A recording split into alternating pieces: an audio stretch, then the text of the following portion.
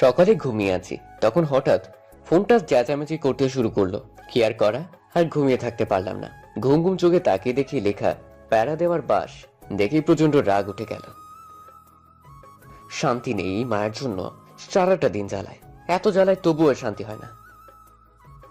আরে আপনারা আবার অন্য কিছু মনে করবেন না, এটা হচ্ছে আমার চাচাতো বোন, নাম মায়া। এর জ্বালাতনের কারণে লিখে রাখছি প্যারা দেওয়ার বাস। সারাদিন জ্বালায়, যেখানে যাই সেখানে। এই জ্বালায় ওয়াশরুমে গিয়েও শান্তি নাই। এদিকে ফোনটা বেজেই যাচ্ছে, আর ধরলাম না। ফোনটা সাইলেন্ট করে রেখে আবার শুয়ে পড়লাম। কিছুক্ষণ পর আমার বোনটা এসে ধাক্কাতে লাগলো আর বলল, ভাইয়া, ওই ভাইয়া, জলদি ওঠ, কথা আছে। দূর হয়ে যা শয়তান, এখন চোখের সামনে থেকে একটু ঘুমাতে দে আমায়। এখন না শুনলে আম্মু ঝাড়ু নিয়ে আসবে, এই বলে দিলাম। যদি ঝাড়ুর বাড়ি খেতে না চাস তাহলে উঠে পড়। এটা শুনে তাড়াতাড়ি ঘুম মামা চলে গেল। আমি আম্মু একটু ভয় পাই বেশি, কিন্তু আব্বুর সাথে বন্ধুর মতো ফ্রি। তখন আমি বললাম, বল, উঠে পড়ছি। আম্মু বলছে তোকে নিচে যেতে, জলদি গিয়ে শুনে আয়। ঠিক আছে, এখনই যাচ্ছি। তারপর উঠে নিচে চলে গেলাম। গিয়ে দেখি আম্মু রান্নাঘরে। আমি সেখানে গিয়ে বললাম, আম্মু তুমি আমায় ডাকছো? ডাকছি মানে তোকে ঝাড়ু দিয়ে মারবো। তুই মায়া কল দিলে ধরিস না কেন? কি বলবো, এই জ্বালায় ফোন ধরতে মন চায় না, কিন্তু আম্মুর জন্য ধরতে হয়। যদি না ফোন ধরি তাহলে এমনি উল্টোপাল্টা বিচার দিয়ে দেয়। আর অবশেষে জাতীয় ঝাড়ুর বাড়ি আমার পিঠে পড়ে কারে বলবো এত কষ্টের কথা। আমার চুপ করে থাকা দেখে আম্মু বলল, কিরে কথা বলছিস না কেন? তুই মায়ার ফোন ধরিস না কেন? আম্মু আমি মায়ের ফোন সব সময় ধরি। মিথ্যা কথা বলছে তোমার কাছে। তুই ফোন যদি ধরিস তাহলে তোকে এখন কতগুলো কল দিয়েছি, তুই ধরলি না কেন? আমি ঘুমিয়েছিলাম, তাই তার ফোন শুনতে পাইনি। আচ্ছা ঠিক, যা, কিছু বললাম না আজ। আর তোকে মায়া বলেছে এখনই যেতে, কি কাজ আছে বললো, গিয়ে দেখ তো। কাজ না ছাই, শুধু শুধু নিয়ে যাবে শয়তান মাইয়া। কিরে জলদি যা, গিয়ে দেখে আয়। কি আর করা, তারপর চলে আসলাম বাহিরে। এসে দেখি সকাল 9টা বাজে। ওহো, আমার চাচার বাসা আমাদের বাসা থেকে একটু দূরেই, 10 মিনিট হাঁটলেই চলে যাওয়া যায়। চলুন যেতে যেতে পরিচয় দিয়ে ফেলি। আমার নাম নীরব আহমেদ। আমরা এক বোন এক ভাই। বোনটা আমার ছোট, আমি এবার ইন্টারে পড়ি, আর বোনটা নবম শ্রেণীতে পড়ে। আব্বু একটা সরকারি জব করে, আম্মু বাসায় থাকে। মধ্যবিত্ত আমরা সব মিলে হ্যাপি ফ্যামিলি। আর চাচা আমাদের চেয়ে অনেক বড় লোক, আর তার একটাই মেয়ে, নাম মায়া। আরেকটি ছেলে ছিল, জন্মের সময় মারা গেছে। তারপর মায়া এসেছে এই পৃথিবীতে। মায়া আমার থেকে 2 বছরের বড়। মায়া এখন অনার্সে পড়ে। ওহো, আপনাদের বলতে বলতে চলে এসেছি চাচার বাসায়। তখন কলিং বেল বাজালাম। কিছুক্ষণ পর চাচি এসে খুলে দিল। তখন আমি সালাম দিয়ে বললাম, কেমন আছো চাচি তুমি? ভালো আছি বাবা, তুই কেমন আছিস? আমিও খুব ভালো আছি। তা এত দেরি করে আসলি কেন? মায়া কখন থেকে কল দিচ্ছে, আর তোর ওপর যা রাগ করেছে সব আমার ওপর দেখিয়েছে। ঘুম থেকে উঠতে একটু লেট হলো। আর চাচা কোথায়? তোর চাচা মায়ার রাগ দেখে তাড়াতাড়ি চলে গেছে। জানিস তো কেমন রাগী মেয়ে, আর সব রাগ আমার ওপর দেখিয়েছে। জলদি যা, ওপরে গিয়ে রাগ ভাঙা। দেখ কিসের জন্য তোকে ডাকছে। ঠিক আছে, যাচ্ছি। তারপর উপরে গিয়ে দরজায় টোকাতে বললাম, ভাইয়া দরজাটা খোলো, আমি আসছি। ভেতর থেকে কোনো সারা শব্দ নেই। তখন আবার ডাকলাম, তাও কোনো শব্দ আসছে না। তখন আমি বললাম, ঠিক আছে, তাহলে আমি চলে গেলাম। এটা বলে পিছনে ফিরলাম। সাথে সাথে দরজা খুলে একটা টান দিয়ে রুমে নিয়ে দেয়ালের সাথে আমায় ধাক্কা দিয়ে জোরে গলা চেপে ধরলো, আর রাগী গলায় বলল, তোকে আমি কতগুলো কল দিয়েছি, তুই আমার কল রিসিভ করিস নাই কেন? এতটাই জোরে গলা চেপে ধরলো কথা বলতে পারছি না, আর প্রচন্ড ব্যথা পাচ্ছিলাম। তখন মায়া আবার বলল, তোকে কতবার বলছি আমার সাথে সাথে ফোন রিসিভ করবি, তোকে যখনই বলবো আমার কাছে আসবি, তারপরও কেন আসিস না বল? কিছুই বলতে পারছি না। কিছুক্ষণ এমন করে গলা চেপে ধরে থাকলে বেঁচে থাকা অসম্ভব হয়ে যাবে। ঠিক তখন মায়ার আম্মু এসে মায়াকে ছাড়িয়ে বলল, কি করছিস তুই? ছেলেটা মরে যাবে, এমন করে কেউ গলা চেপে ধরে? আমার ছেড়ে দেওয়ার পর কাশতে লাগলাম। আমি গলায় ধরে আস্তে আস্তে নিঃশ্বাস নিতে লাগলাম। তখন মায়া বলল, মেরে ফেলবো ওকে। কতবার বলেছে আমার কল রিসিভ করবি, যখন বলবো তখন আসবি, কিন্তু গতকাল রাত থেকে আমার কল রিসিভ করে না। গতকাল রাতে আদিবাকে বলেছি ওকে পাঠিয়ে দিতে, কিন্তু বলার পর তাও আসলো না। সকালে কল দিয়েছি, রিসিভ করলো না। ছেলেটার কি ঘুম নেই চোখে? যখনই বলবি তখনই আসতে হবে। রাতে ঘুমাচ্ছিল তাই হয়তো আসেনি। আর এত ফোন দেওয়ার কি হয়েছে? তুমি চুপ করো, তোমায় কথা বলতে বলছি। তুমি তোমার ঘরে যাও। এটা বলে মায়া তার আম্মুকে তার আম্মু রুমে পাঠিয়ে দিল আর দরজা আটকে সে খাটে বসে রইল। আমি দেওয়ালের সাথে মিশে চুপ করে দাঁড়িয়ে আছি। নিচের দিকে তাকিয়ে কিছু বলার নেই। আমি সত্যিই গতকাল রাত থেকে ফোন রিসিভ করিনি। আমায় রাতে আদিবা বলেছে আসছে, কিন্তু আমি ইচ্ছে করে আসিনি। কিছুক্ষণ এভাবে যাওয়ার পর মায়া আমার দিকে তাকিয়ে দেখে আমি নিচের দিকে তাকিয়ে আছি। তখন আমায় বলল, কিরে চুপ করেছিস কেন? আমি চুপ করে নিচের দিকে তাকিয়ে আছি। কিরে কথা বল, রাগ করেছিস? হ্যাঁ, এত কষ্ট দিয়ে বলে রাগ করছে কিনা, শয়তান মাইয়া। খুব ব্যথা পাইছিস গলায়? না, ব্যথা পাইনি। তখন মায়া দৌড়ে আমার সামনে এসে হাঁটু গেড়ে বসে পড়লো আর বলল, সরি, প্লিজ আমায় ক্ষমা করে দে। তুই তো জানিস আমার রাগ উঠলে নিজেকে কন্ট্রোল করতে পারি না। তুই যখন গতকাল আসিস নাই তখন খুব রাগ হয়েছিল, আর সকালে যখন আমার ফোন রিসিভ করিস নাই তখন আরো রাগ হয়েছিল। তাই রাগের মাথায় তোকে একটু বেশি জোরে গলা চেপে ধরে ফেলেছি। প্লিজ ক্ষমা করে দে। ঠিক আছে যাও, ক্ষমা করে দিলাম। সত্যি কথা বলছিস তুই? সত্যি কথা বলছি। তখন মায়া উঠে সাথে সাথে দুই গালে দুইটা কিস করে বলল, তুই ঘাটে বস, আমি একটু ওয়াশরুম থেকে আসছি। আমি মাথা নেড়ে হ্যাঁ বললাম। তারপর খাটে গিয়ে বসলাম। কিছুক্ষণ পর মায়া ওয়াশরুম থেকে বের হয়ে আসলো আর আমি তার দিকে তাকিয়ে দেখি অবাক হয়ে গেছি। নিজের কাছে কেমন জানি লজ্জা লাগছে আমার। আপনারা বুঝতে পারলে না তো বলছি কি হয়েছে। মায়া একদম শর্ট প্যান্ট আর গেঞ্জি পরে আসছে আমার সামনে। তখন মায়া আমার আরো কাছে আসলো। আমি সাথে সাথে চোখ বন্ধ করে দিয়েছি আর বললাম, এগুলো কি পরে আসছো তুমি আমার সামনে? জলদি যাও, এগুলো চেঞ্জ করে আসো। কেন, আমায় কি ভালো লাগছে না? চোখ দুটো খুলে ভালো করে দেখ। না, আমি চোখ খুলবো না, তুমি যাও, এগুলো চেঞ্জ করে আসো। তুই চোখ না খুললে আমি তোর সাথে অন্য কিছু করব। জলদি চোখ দুটো খুল। কি করব আর, বিপদে পড়ে চোখ খুললাম আর অবাক হয়ে তাকিয়ে আছি। তখন মায়া বলল, কিরে এমন করে কি দেখছিস? আচ্ছা আমায় কেমন লাগছে এখন? খুব সুন্দর লাগছে। শুধু সুন্দর লাগছে, আর কিছু বলবি না? আচ্ছা, তুমি এগুলো আমার সামনে পড়ে আসলে কেন? তোর সামনে পড়ে আসবো না তো কার সামনে পড়ে আসবো? তুই তো দেখবি। মানে কি বলছো তুমি? কিছু না, গতকাল কিনে নিয়ে আসছি, তাই তোকে প্রথম পরে দেখালাম, কেমন লাগলো? খুব বাজে, এগুলো আর কখনো পড়বে না। আজ পড়েছো, এতটুকুই থাক। তাহলে কি এটা ফেলে দিব?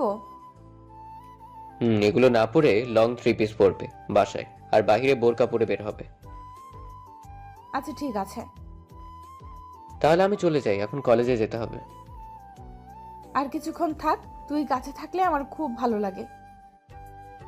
হ্যাঁ, আর আম্মু আমায় ঝাড়ু দিয়ে মারবে। কলেজের সময় হয়ে যাচ্ছে, তুমি ভার্সিটি যাও। ঠিক আছে যা তাহলে, আর দুপুরে আমার সাথে দেখা করবি কল দিলে। আচ্ছা, পরে দেখা যাবে। তারপর আমি চলে আসতে যাব, তখন মায়া আমার হাতে ধরে এক টানে তার কাছে নিয়ে আসলো আর বলল, কি করে যে তোকে যেতে দেই, মন চাইছে না যে। এটা বলেই দুই গালে দুটি কিস করলো। তখন আমি বললাম, এটা কি করলে তুমি? এগুলো ঠিক হচ্ছে না। আমরা কিন্তু বলতে গেলে ভাই বোন। আমরা অনেক বড় হয়েছি, মানুষ দেখলে খারাপ ভাবতে পারে। কিসের ভাই বোন? আমি তো সেগুলো কিছু ভাবি না, যে যাই ভাবতে থাকুক, আমি তোকে নিজের কাছে পেতে চাই। আমি চলে যাচ্ছি। তখন মায়া বলল, মায়া চলে যেতে তখন আমি নিচে আসলাম। আসার পর চাচিকে বললাম চলে যাচ্ছি।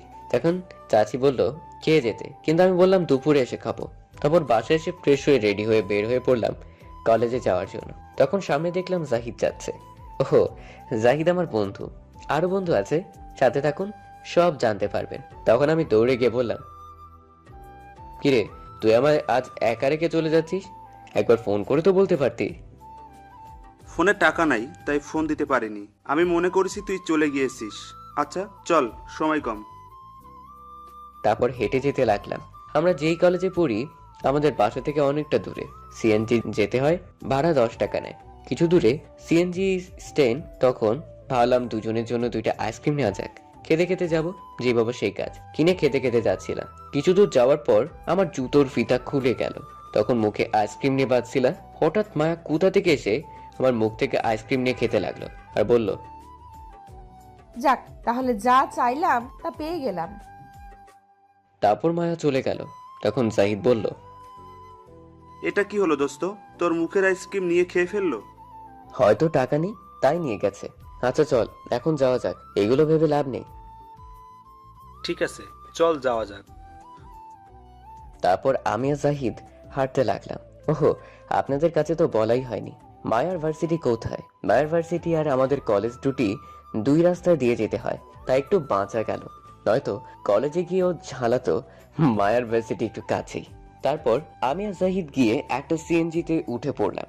কিছুক্ষণ পর সিএনজি ছেড়ে দিল। 15 মিনিট পর কলেজ চলে আসলাম।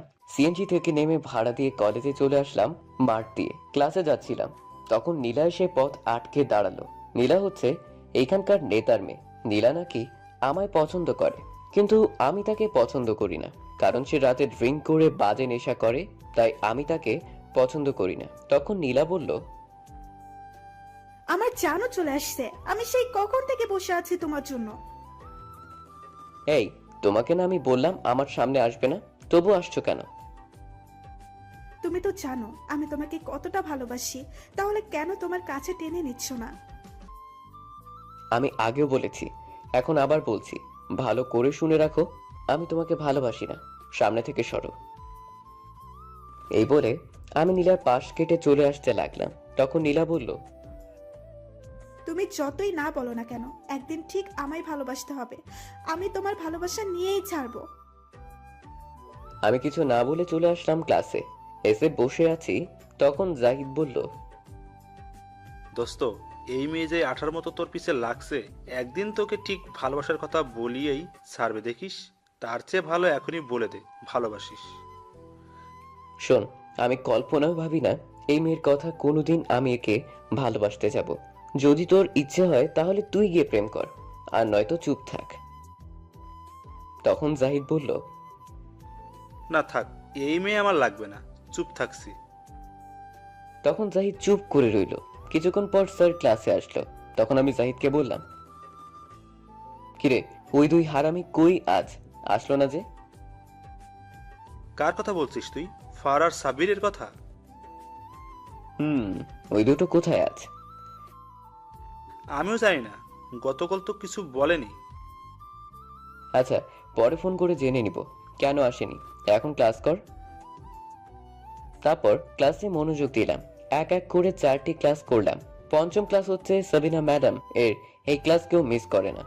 আগের ক্লাসগুলো মিস করলেও কারণ এই ম্যাডাম অনেক মজা করে। ক্লাসে এসে সবার সাথে দুষ্টুমি করে, আর দেখতে খুবই সুন্দর ম্যাডাম। বয়স খুবই কম, এখনো তার বিয়ে হয়নি। এখন বুঝতেই পারছেন তো। তারপর ম্যাডাম ক্লাসে আসার পর সবাই দাঁড়িয়ে গেল, আর ম্যাডাম বলল, বসে বড় সব বড় বড় বাচ্চারা, তা আজ সবাই ক্লাসে আছে? তখন সবাই বলল, হ্যাঁ, কিন্তু আমি বললাম, না ম্যাডাম, 2 জন আসেনি। কে আসেনি আজ? ফাহাদ আর সাব্বির আসেনি ম্যাডাম। এই শয়তান পোড়া 2টা ঠিক মতো ক্লাসে আসে না। আগামীকাল কিছু একটা করতে হবে এদের দুজনকে। আচ্ছা, আজ তোমাদের কিছু প্রশ্ন করব, উত্তর দিবে। যাকে যেটা বলবো সেটা উত্তর দিতে হবে। তখন সবাই মিলে হ্যাঁ বলল। তখন ম্যাডাম বলল, প্রথম একজন ছেলেকে জিজ্ঞেস করবে, তারপর একজন মেয়েকে। তখন প্রথম জাহিদকে বলল দাঁড়াতে, আর জাহিদ বলল, ম্যাডাম, এতগুলো ছাত্র রেখে আমায় প্রথম ধরতে হলো, এটাই ভয় পাচ্ছিলাম। এখন তোমাকে যা বলবো তার বিপরীত নাম বলতে হবে, মানে হাসির। চেষ্টা করব, বলেন ম্যাডাম। হঠাৎ আমার ফোন বেজে উঠল। আমার ফোনটা সাইলেন্ট করা, তাই শব্দ হয়নি, কিন্তু পকেটে ফোন, তাই কাঁপাকাঁপি শুরু করছে। আমি আর ফোন দেখলাম না, কারণ ম্যাডাম এদিকেই তাকিয়ে আছে। তখন ম্যাডাম বলল, তোমার নাম কি? ফেসবুক, তোমার আব্বুর নাম কি? ইউটিউব, তোমার আম্মার নাম কি? গুগল, তোমার বোনের নাম কি? হোয়াটসঅ্যাপ, তোমার ছোট ভাইয়ের নাম কি? টুইটার। ম্যাডাম নাম শুনে হাসতে লাগলো, তখন হাসতে হাসতে বলল, হ্যাঁ, ভালো বলছো অবশ্য। এখন নীলা দাঁড়াও। তখন নীলা দাঁড়িয়ে বলল, হ্যাঁ বলুন ম্যাডাম। তুমি কাউকে ভালোবাসো এই কলেজের মাঝে? থাকলে বলতে পারো আমায়, আমি সাহায্য করতে পারি। এটা শুনে নীলা খুব খুশি হলো। তখন নীলা কিছু বলতে যাবে তার আগে কেউ ম্যাডামকে ডাকলো। ক্লাসের বাহির থেকে কণ্ঠটা মেয়ের। তখন সবাই তাকিয়ে দেখলো একটা মেয়ে। আমার তাকিয়ে দেখি মায়া অবাক হয়ে গেছি। তাকে দেখে তখন ম্যাডাম বলল, তুমি এই ক্লাসে? না, আমি এই ক্লাসের না। তাহলে তুমি কোন ক্লাসের? আমি অনার্সের ছাত্রী। ম্যাডাম অবাক হয়ে বলল, তাহলে তুমি এই কলেজে কি করছো ভার্সিটি রেখে? তখন মায়া ভিতরে এসে ম্যাডামের কাছে একটা লাঠি ছিল, সেটা নিয়ে আমার কাছে এসে মায়া আমার 2টা বাড়ি দিয়ে বলল, এই শয়তানটার জন্য আসছি। কতগুলো কল দিয়েছি তবুও রিসিভ করে না। আজ একে মেরেই ফেলবো আমি। এই বলে আমায় মারতে লাগলো মায়া। তখন ম্যাডাম এসে মায়ের হাত থেকে লাঠি নিয়ে বলল, থামো বলছি। তুমি কি দেখছো না ও এখন ক্লাসে আছে? না, আমি দেখি না। না দেখলে এখন দেখে নাও। আর ক্লাসে থাকলে তাহলে ফোনটা রিসিভ করবে কি করে শুনি? আর তুমি বা কেন কল দেবে? তুমি কি জানো না এখন ক্লাসের টাইম? আমি এত কিছু জানতে চাই না। কোথায় আছে না আছে, আমার ফোন রিসিভ করেনি কেন? এই বলে আমায় আবার ঘুষি মারতে লাগলো। শয়তানটার জ্বালায় এখন ক্লাসেও শান্তি নেই। তখন ম্যাডাম বলল, তোমরা দুজন ক্লাসের বাইরে গিয়ে মারামারি করো, কিন্তু এই ক্লাসে না। যাও, ক্লাস থেকে বের হও। তখন মায়া রেগে আমার ব্যাগ নিয়ে বাহিরে চলে গেল। আমি আর কি করব, আস্তে আস্তে বের হয়ে যেতে লাগলাম। তখন ম্যাডাম আমায় বলল, শোনো, নেক্সট টাইম ক্লাসে ফোন নিয়ে আসবা না, মনে থাকে যেন কথাটা। আমি মাথা নেড়ে হ্যাঁ বললাম। তখন ম্যাডাম আবার বলল, এটা কি তোমার গার্লফ্রেন্ড? আমি কিছু বলবো তখন একটু নীলার দিকে তাকিয়ে দেখি নীলা রেগে অ্যাটম বোম হয়ে গেছে। তখন আমি মনে মনে বললাম, এখন মায়া তো নেই, থাক আর চাচাতো বোন বলবো না। হ্যাঁ বলেই দিই, অন্তত পক্ষে নীলা তো পিছু ছাড়াবে। আমি চুপ করে আছি বলে তখন ম্যাডাম আবার বলল, কি হলো বলো? লজ্জা না পেয়ে সত্যি কথা বলে ফেলো। তখন আমি ম্যাডামকে উদ্দেশ্য করে বললাম, ম্যাডাম আমার গার্লফ্রেন্ড। আমিও বুঝতে পারছি অনেক রাগী মেয়ে। আর দেখে যা বুঝতে পারছি তোমাকে অনেক ভালোবাসি। ম্যাডাম এখন যাই আমি। আমি এই বলে ক্লাসের বাইরে চলে আসলাম। এসে দেখি মায়া কলেজ থেকে বের হয়ে যাচ্ছে। তখন আমি দৌড়ে মায়ের কাছে গিয়ে কিছু বলতে যাব, তখন মায়া আমায় আমার ব্যাগ দিয়ে মারতে লাগলো আর বলল, তোকে কতদিন বললাম আমার ফোন সাথে সাথে রিসিভ করবি, তবুও কেন রিসিভ করিস না? তখন আমি মায়াকে বললাম, তুমি ভার্সিটি রেখে কলেজ আসলে কেন, এটা আগে বলো। এখনো তোমার ক্লাস টাইম? আগে তুই বল আমার ফোন কেন রিসিভ করিসনি?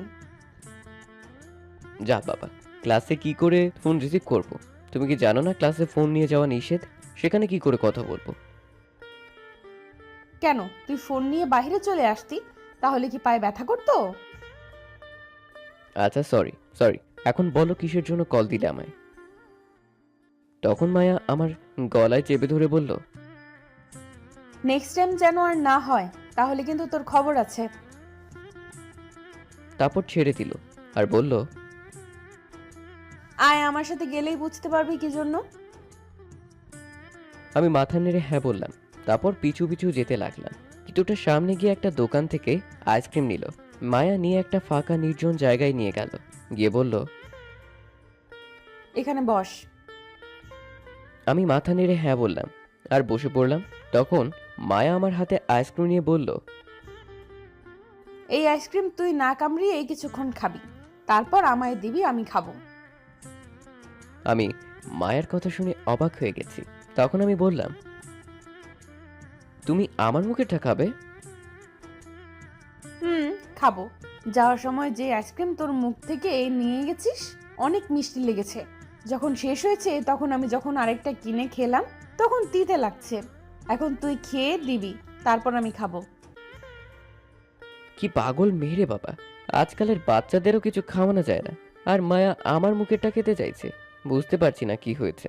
তখন মায়া ধমকে আবার বলল, কি হলো, জলদি খাওয়া শুরু। এত জোরে ধমক দিয়েছে আমি ভয় পেয়ে গেছি। তখন আর কিছু না বলেই খেতে লাগলাম।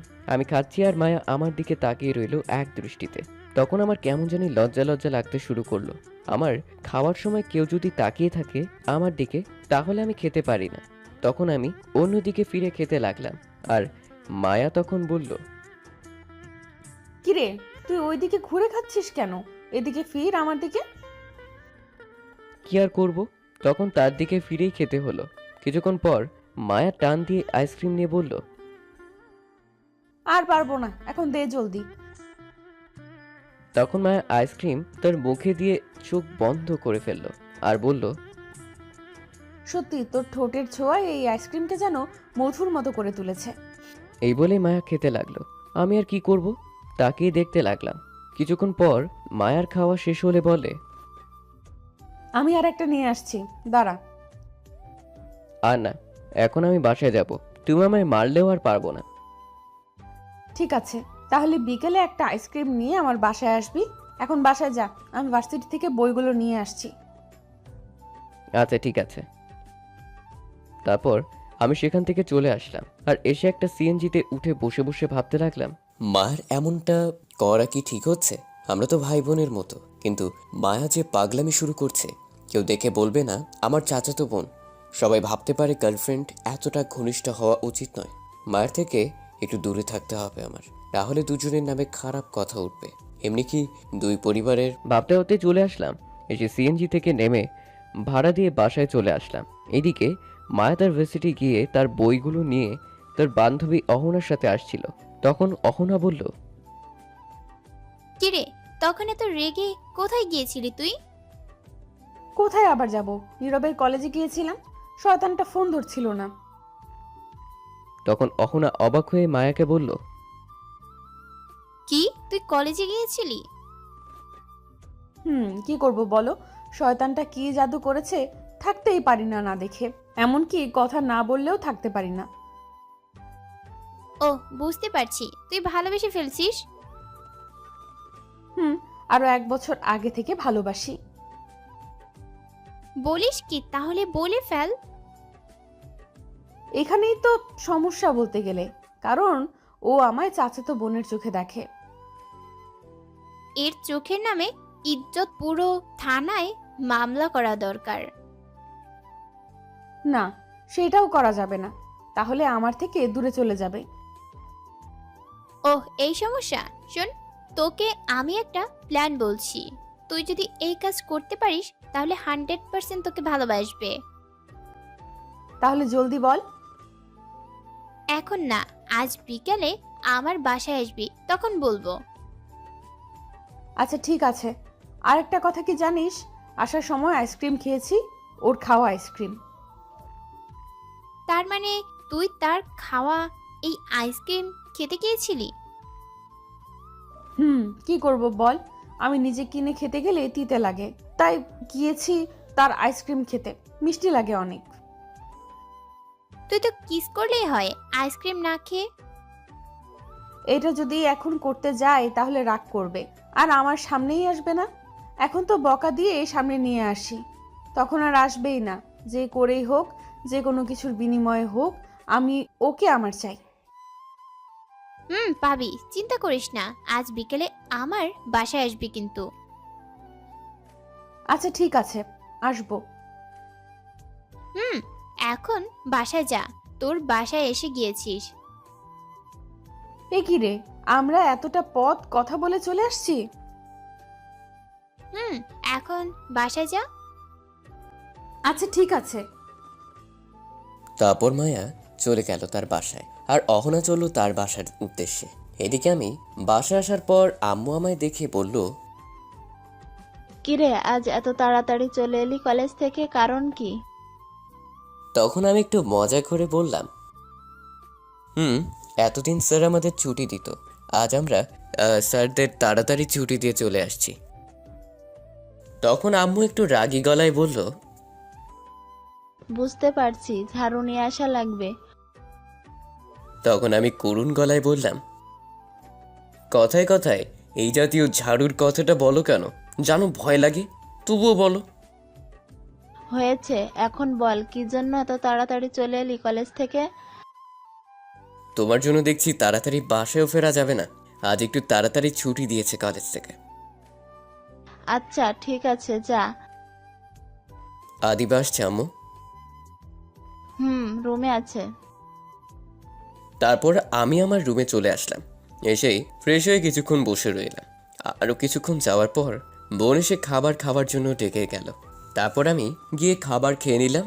খেয়ে কিছুক্ষণ রেস্ট নিয়ে বিকেলে বাসা থেকে বেরিয়ে পড়লাম আড্ডা দিতে। তারপর জাহিদকে ফোন দিলাম, বললাম আমাদের আড্ডাখানায় আসতে। আমি গিয়ে বসে রইলাম। তার কিছুক্ষণ পর জাহিদ আসলো। এসেই বলল, তুই কখন আসলি? আসছি আরো অনেকক্ষণ আগে। এখন ওই দুই হারামিকে কল দিয়ে বল আসতে। আচ্ছা, সে না হয় দিচ্ছি, তার আগে তুই একটা কথা বল। বল, কি বলবো? শালা, তুই মায়ের সাথে প্রেম করিস আর আমি জানি না? আরে থাম, মারিস না। তুই ওটা সত্যি ভেবে নিয়েছিস? তো বিশ্বাস না করার কি হলো? তুই নিজেই তো বললি মায়া তোর গার্লফ্রেন্ড। আরে তখন এটা বলেছি যাতে নীলা আমার পিছু ছাড়ে। আর মায়া আমার গার্লফ্রেন্ড হতে যাবে কেন? মায়া আমার চাচাতো বোন, আমি বোনের মতো দেখি। দেখিস আবার বইয়ের মতো দেখিস না যেন। যে যুগ আসছে মামাতো বোনকে বিয়ে করছে, আর এখানে তো চাচাতো বোন কিছুই না। চুপ কর তো। আমি মায়াকে বোনের মতো দেখি, এগুলো কিছুই না, বুঝতে পারছিস? বুঝতে পারছি, আমি তো সত্যি মনে করেছি। তুই তো জানিস নীলা কেমন মেয়ে, আর আমি নীলাকে পছন্দ করি না। আর তাছাড়া দেখিস তো আমার জ্বালায় আমি না করেছি তবুও কথা শুনছে না। তাই ম্যাডাম যখন জিজ্ঞেস করলো আর না করলাম না, হ্যাঁ বলে দিলাম, কারণ নীলা এটা শুনে পিছু ছাড়বে আমার। নীলা কখনো তোর পিছু ছাড়বে না। নিশ্চয়ই পিছু ছাড়বে, এটা শুনতে যেহেতু পেরেছে। তুই ভাবলি কি করে তোর পিছু ছাড়বে এই মেয়ে? তুই জানিস কি হয়েছে তুই আসার পর? কেন, কি হয়েছে? তুই যখন এটা বলে ক্লাস থেকে চলে আসছিস, তখন নীলা তার সমস্ত বই ছুঁড়ে ফেলে দেয় আর চিৎকার করে কি বলছে জানিস? তুই শুধু নীলার আর কারো না। নীলা যদি তোকে না পায় তাহলে সে তোকে কারো হতে দিবে না, এমনকি তোর আশেপাশে যে থাকবে তার জীবন কেড়ে নেবে, আর মায়াকে সে ছাড়বে না। এটা বলে কান্না করতে করতে চলে যায়। বাবা, এই মেয়ে দেখি আরো ডেঞ্জারাস। এখন কি করবি বল? চিন্তা নেই, মায়াকে কিছু করতে পারবে না। মায়ের সামনে গেলে মায়ের চুল কেটে দিবে। তার মামা হচ্ছে সেনাবাহিনীর মেজর। নীলার বাবার আর কতটুকু পাওয়ার। আরে আমি মায়ের কথা বলছি না, আমি তোর কথা বলছি। তোকে যদি উঠিয়ে নিয়ে যাই? আরে না, কিচ্ছু হবে না, দেখিস। দেখা যাবে। তখন আমি কিছু বলতে যাব, তার আগে আমার ফোনটা বেজে উঠল। তাকিয়ে দেখি মায়া ফোন করেছে। তখন জাহিদ বলল, কে ফোন দিয়েছে? আর কে দিবে, মায়া ছাড়া। ও আচ্ছা, কথা বল। দোস্ত, ফোনটা তুই রিসিভ করে বল নীরব এখানে নাই, ফোনটা রেখে কোথাও গিয়েছে। আমি এখন কথা বলতে পারবো না। ঠিক আছে, আমি বলছি, ফোনটা দে। তখন জাহিদ ফোনটা রিসিভ করে বলল, হ্যালো, কে বলছেন আপনি? তুই কে এটা আগে বল। তখন জাহিদ ফোনটা চেপে ধরে আমায় বলল, দোস্ত, এই মেয়ে তো প্রচন্ড রেগে আছে মনে হচ্ছে, যেভাবে ধমক দিচ্ছে আমায়। আরে কথা বল, নয়তো বুঝতে পেরে যাবে। ও আচ্ছা, বলছি। তখন জাহিদ মায়াকে বলল, আমি জাহিদ বলছি, নীরবের বন্ধু। তুই কে এটা আমি শুনতে চাই না। দেখ, রাগ উঠাস না। তাহলে কিন্তু তোকে এসে মেরে হাত পা ভেঙে দিব। নীরবের কাছে ফোনটা দে, এত কথা না বলে। দেখুন, নীরব আমায় আপনাকে বলতে বলেছে ও এখানে নেই। এখন ফোন রাখেন, আসলে আমি ফোন দিব। কেমনটা লাগে বলেন তো? আমি বললাম কি আর বললো কি? তখন আমি জাহিদকে ঘুষি দিয়ে বললাম, শালা তোকে আমি বললাম আমি এখানে নেই বলতে, আর তুই বলে দিলি। তখন জাহিদ আমার কাছে ফোনটা দিয়ে বলল, নে তুই কথা বল। এমন শিশু পোলাটারে হাত পা ভাঙার হুমকি দেয়? দর তুই কথা বল। মেয়েদের হাতে মার খাওয়ার ইচ্ছে নেই আমার। তখন আমি ফোনটা নেওয়া মাত্র মায়া বলল, শয়তান বান্দর, তুই এক্ষুনি 3 মিনিটের মাঝে আমার বাসায় আয়, তারপর তোকে বুঝাচ্ছি মিথ্যা কথা বলা।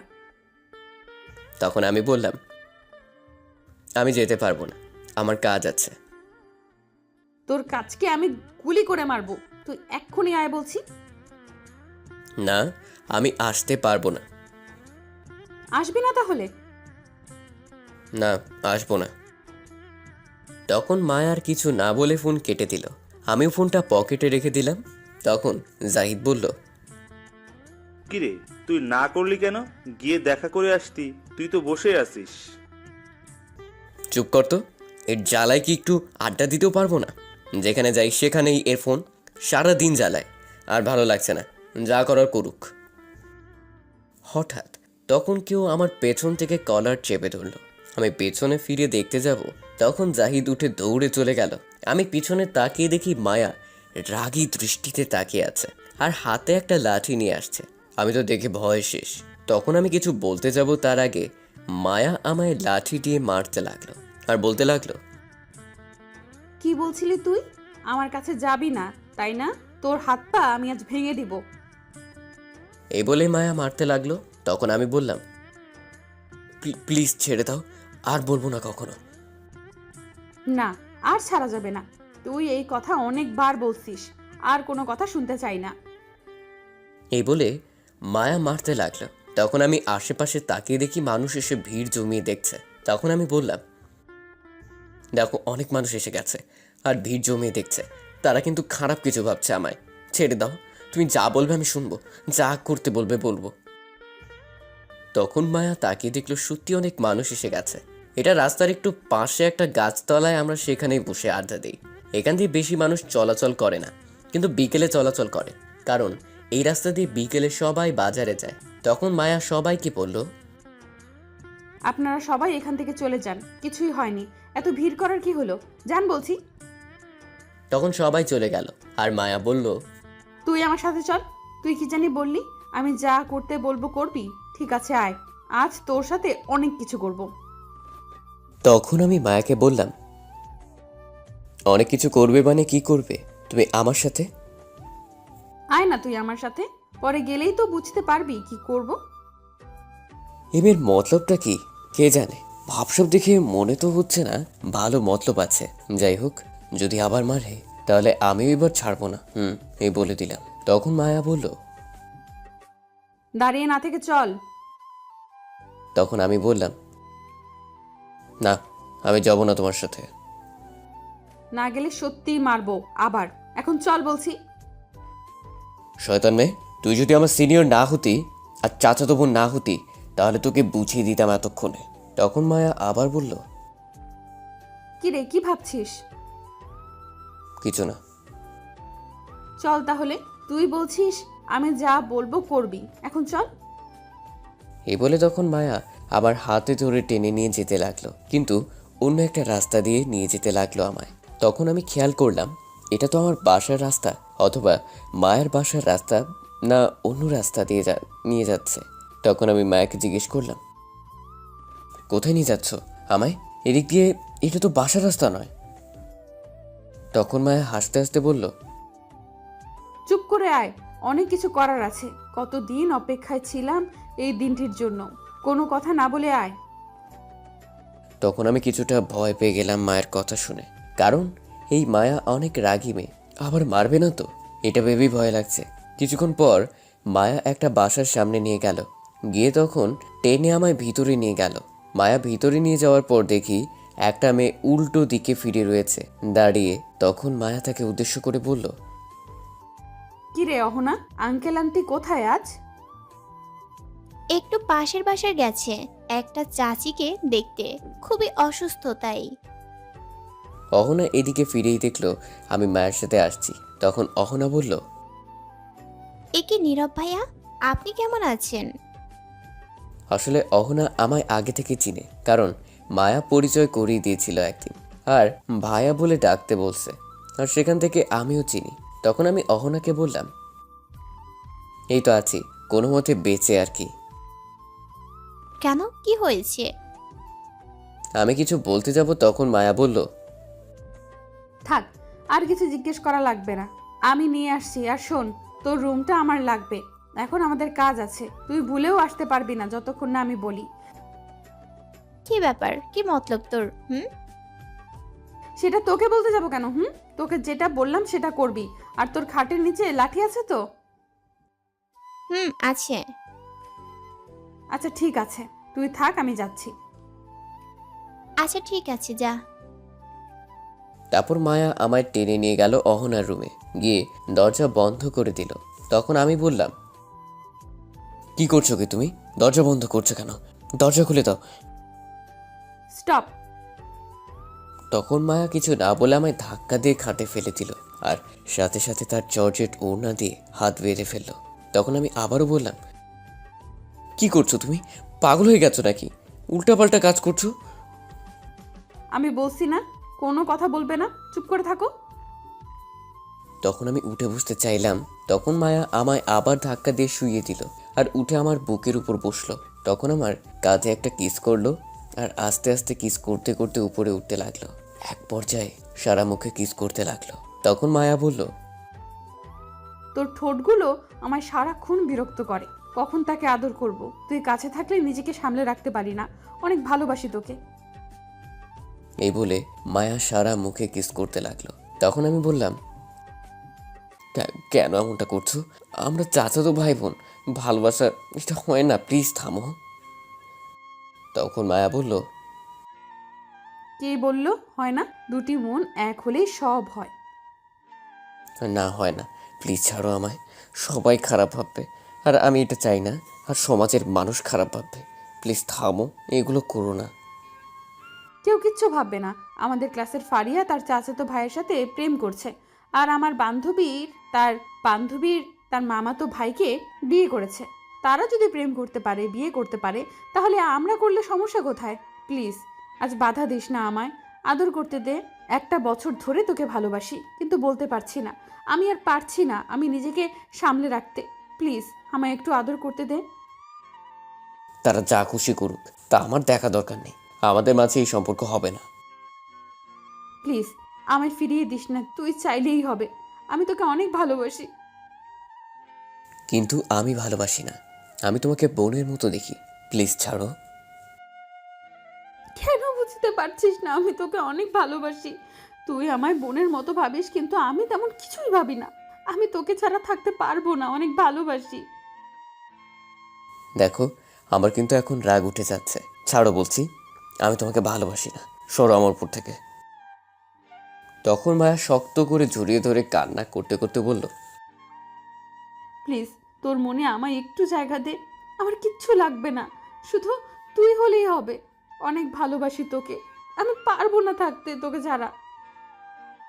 দেখো, আমি তোমাকে আবারও বলছি, আমি তোমাকে ভালোবাসি না, বোন হিসেবে ভালোবাসি, আর কিছুই না। সরো এখন। না, আমি সরবো না। মায়া এটা বলেই আমার শার্ট খুলতে লাগলো। তখন আমি বললাম, কি করছো তুমি? এগুলো আমার শার্ট কেন খুলছো?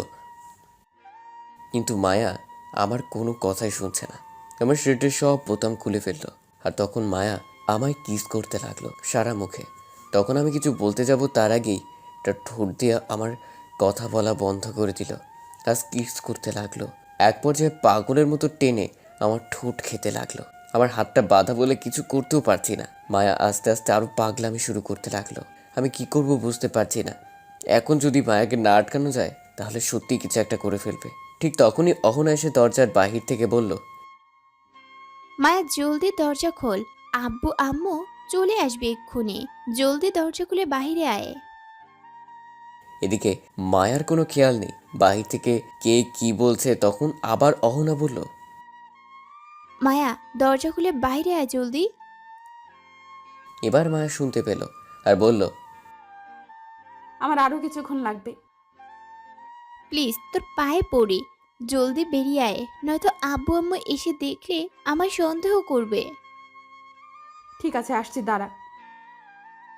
এই বলে মায়া আমার উপর থেকে নেমে গিয়ে দরজা খুলে দিল।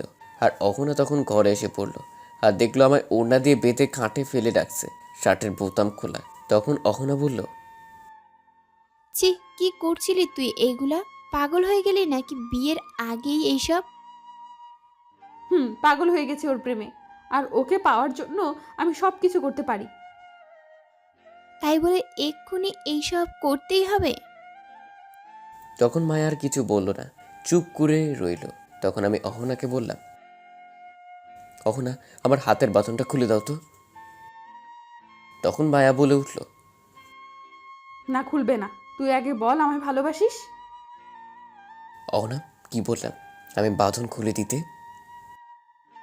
তখন অহনা এসে আমার হাতের বাঁধন খুলে দিল আর আমি উঠে মায়ের কাছে গিয়ে ঠাস করে দুটি চড় দিয়ে বললাম, ছি, তুমি ভাবলে কি করে এগুলো? তুমি আমার চাচাতো বোন, আমি তোমাকে বোনের মতো দেখি। তোমার ডাকে আসি বলে এই নয় যে আমি তোমাকে ভালোবাসি। তুমি আমার চাচাতো বোন বলে বেঁচে গেলে, নয়তো আরও কয়েকটি চড় দিতাম। আমি আর কখনো ফোন দিবে না। তুমি আজ থেকে এমনকি সামনে পর্যন্ত আসবে না। মনে রেখো, আজ থেকে তোমার আমার কোনো সম্পর্ক নেই। তোমার বাসায় আর আমায় ডাকবে না। আমি এই বলে চলে আসতে যাব, তখন মায়া আমার হাত ধরে বলল, প্লিজ, তুই এমনটা করিস না। আমি থাকতে পারবো না তোকে ছাড়া, এক মুহূর্তের জন্যও পারবো না। আমি পারবো না তোকে ছাড়া থাকতে, অনেক ভালোবাসি তোকে। তখন আমি মায়ের হাতটি ছাড়িয়ে বললাম, তোমার মাথায় যা ঘুরছে তা ভাবা বন্ধ করে ফেলো। এই বলে দিলাম, আমার সামনে তো আসার কথা, কখনো কল দিবে না আমায়। তারপর আমি সেখান থেকে চলে আসলাম। আর আসার পর অখনো তখন মায়াকে বলল, তুই কি করলি এটা? তোর এখন বলার ঠিক হয়নি।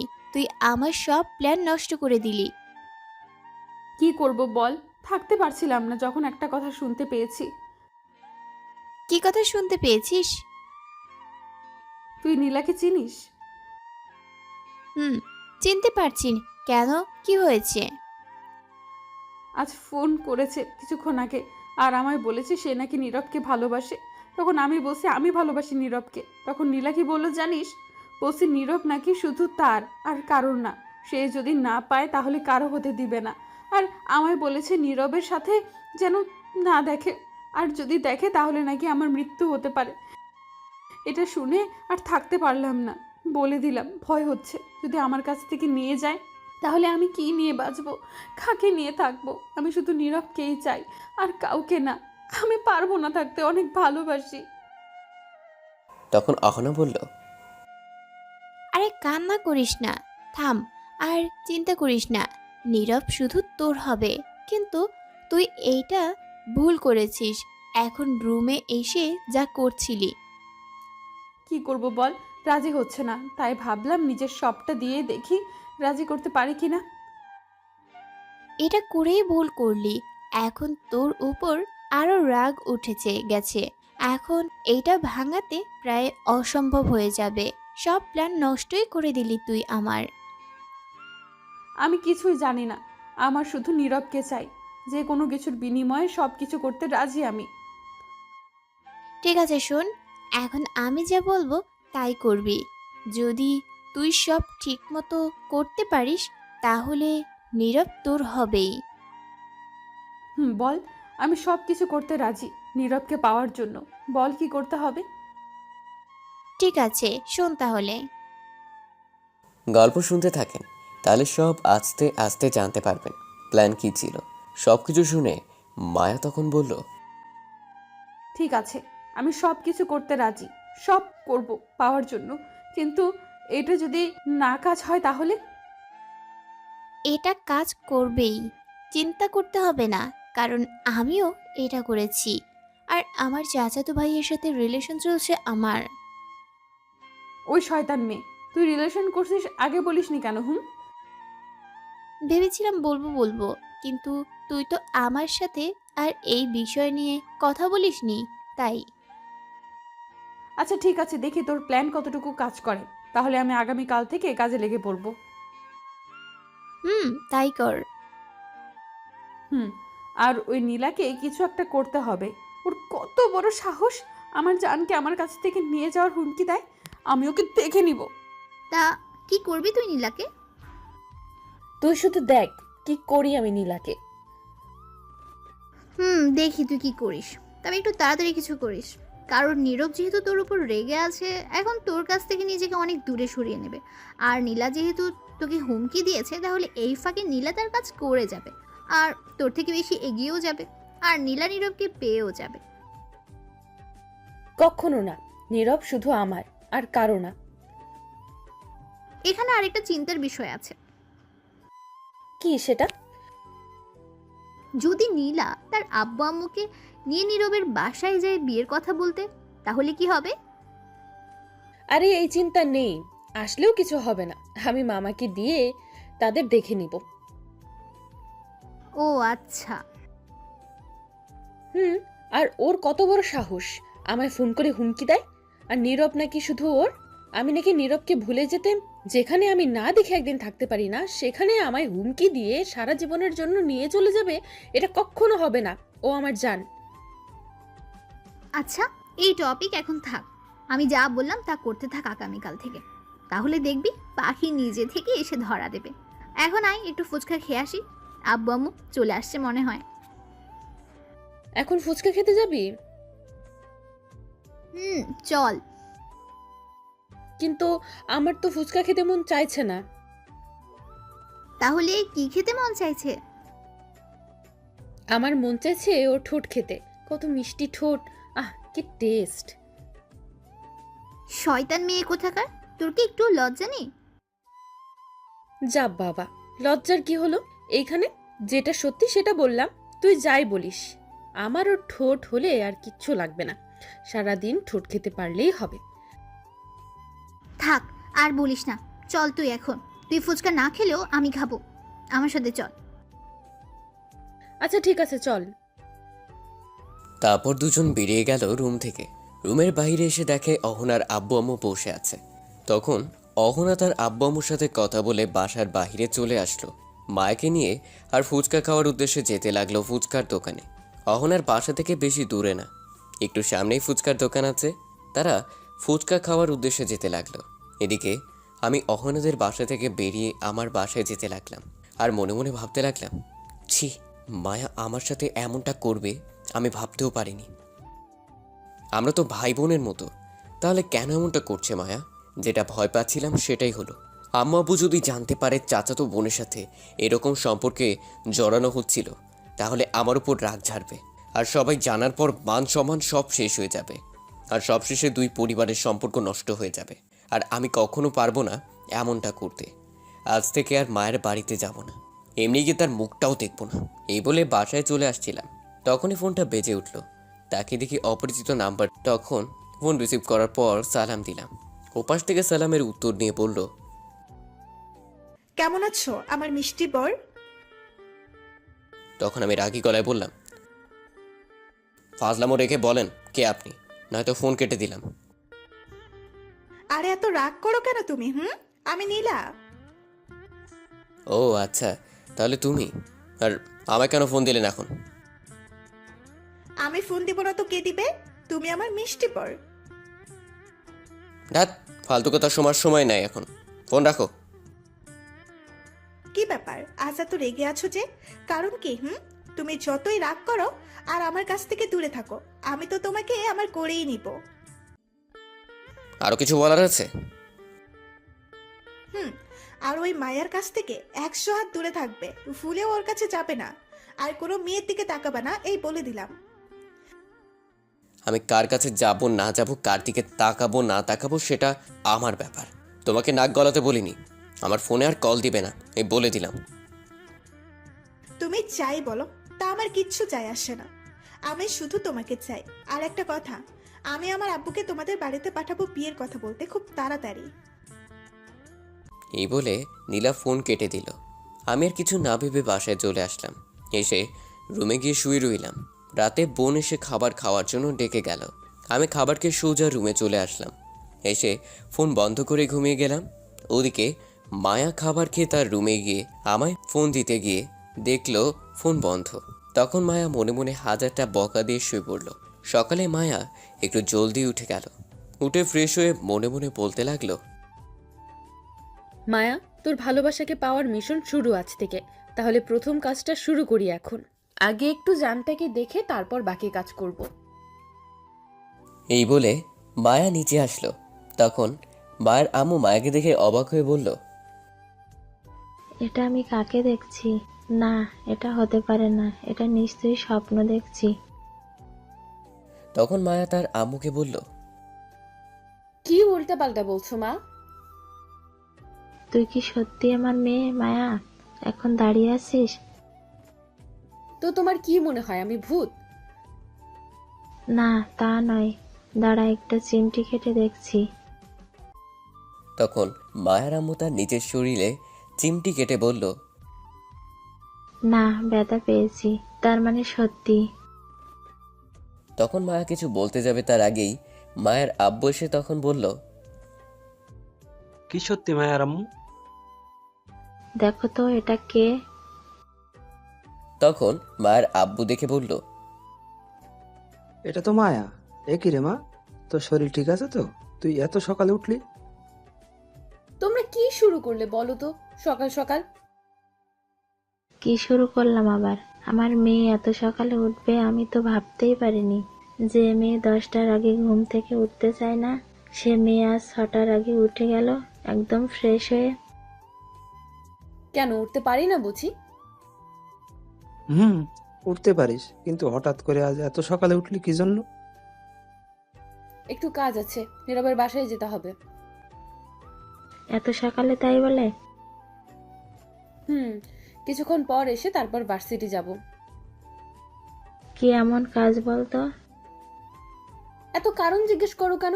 আমি কি পালিয়ে যাচ্ছি কোনো ছেলে নিয়ে? এমনি কাজ আছে তাই যাচ্ছি। আরে এত রাগ করার কি আছে, যা তাড়াতাড়ি চলে আসবি।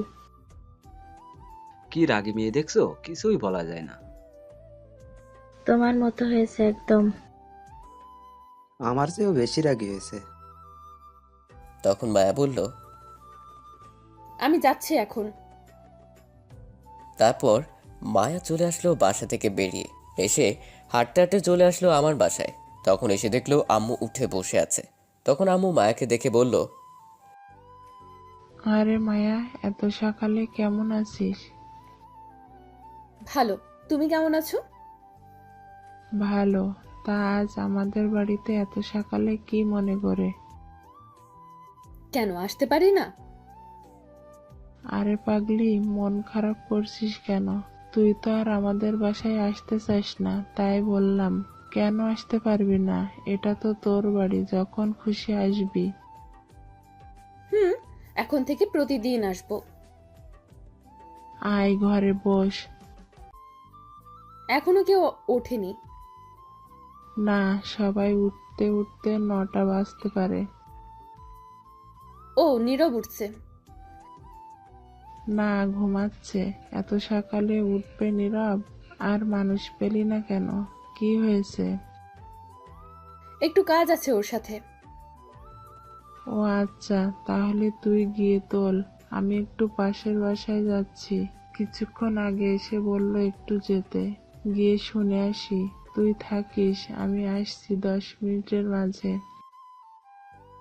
ঠিক আছে, যাও। আমি গিয়ে তুলছি নীরবকে এক্ষুনি। তখন আম্মু চলে গেল আর মায়া চলে আসলো। এসে দেখে আমার রুমের দরজা খোলা। তখন মায়া বলল, বাহ, ভালোই হয়েছে, রুমের দরজাটা খোলা রেখেছে।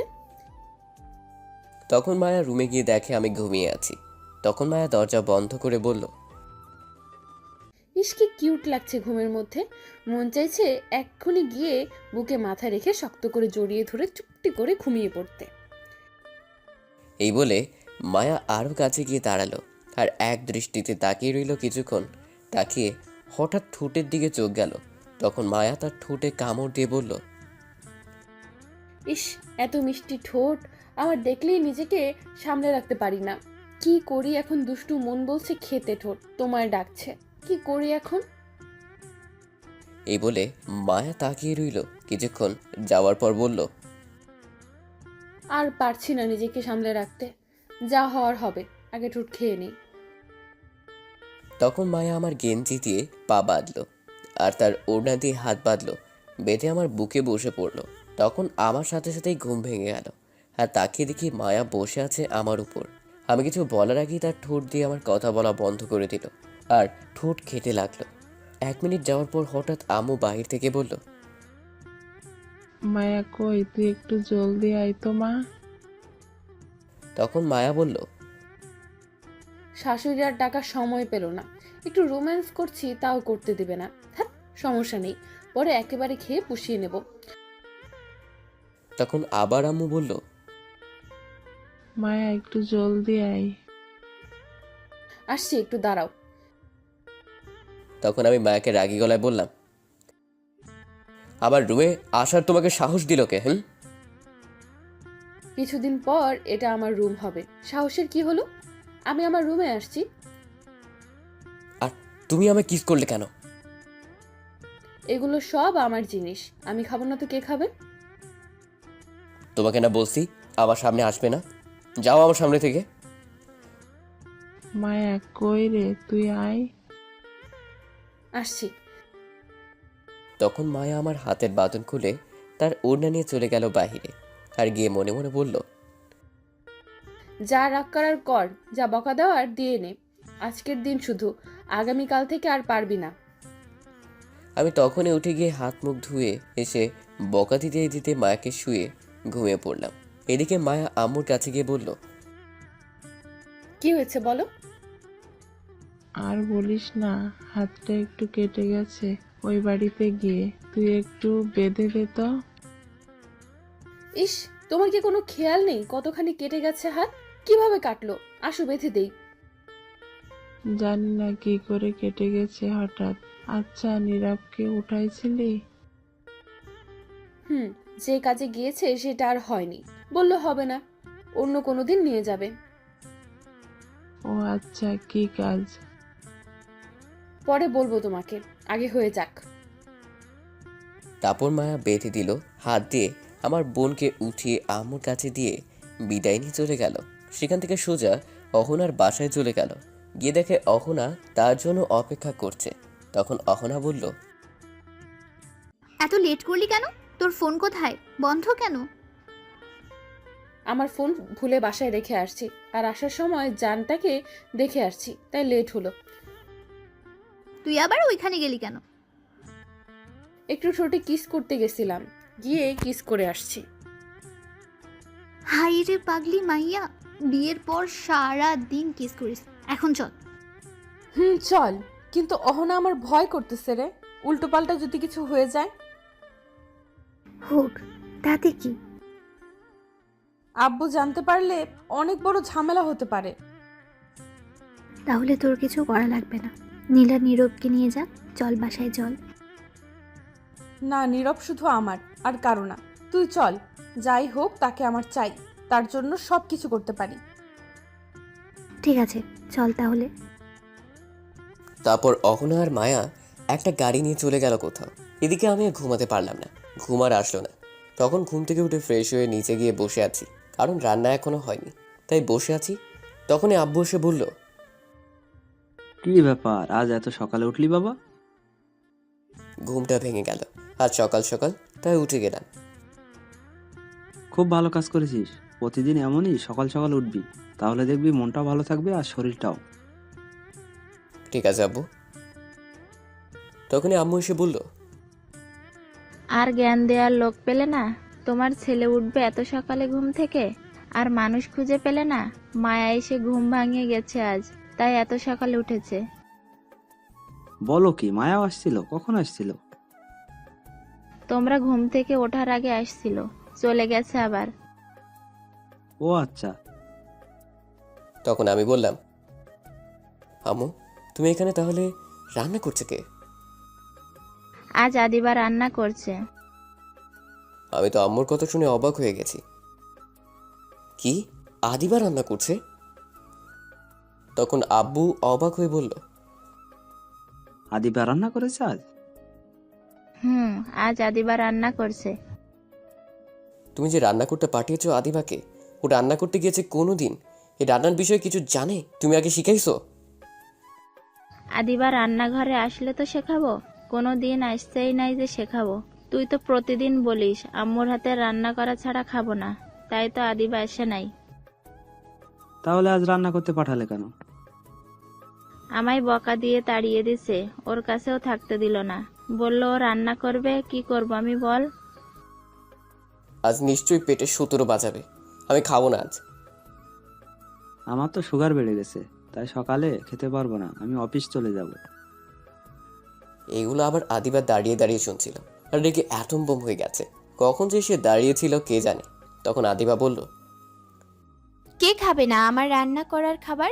আমি এত কষ্ট করে রান্না করেছি, কোথায় উৎসাহ দেবে তা না করে আগেই না করে চলে যাচ্ছে। কেউ না খেয়ে গেলে মেরে বালি চাপা দিব। চুপচাপ বসে থাকো, কিছুক্ষণের মাঝেই রান্না শেষ হয়ে যাবে। আমি খাবার নিয়ে আসছি, খেয়ে যাবে। আমার লক্ষ্মী বোন, শোন না। আর একটা কথা বললে লাঠি নিয়ে আসবো কিন্তু, এই বলে দিলাম। ঠিক আছে, তুই রান্না কর, সবাই খাবো। আমার লক্ষ্মী মেয়ে আজ রান্না করছে, সবাই খাবো, তুই নিয়ে আয়। ঠিক আছে আম্মু, আমি যাচ্ছি। এই বলে চলে গেল আদিবা। তখন আমি বললাম, কি খাওয়াবে কে জানে আজ।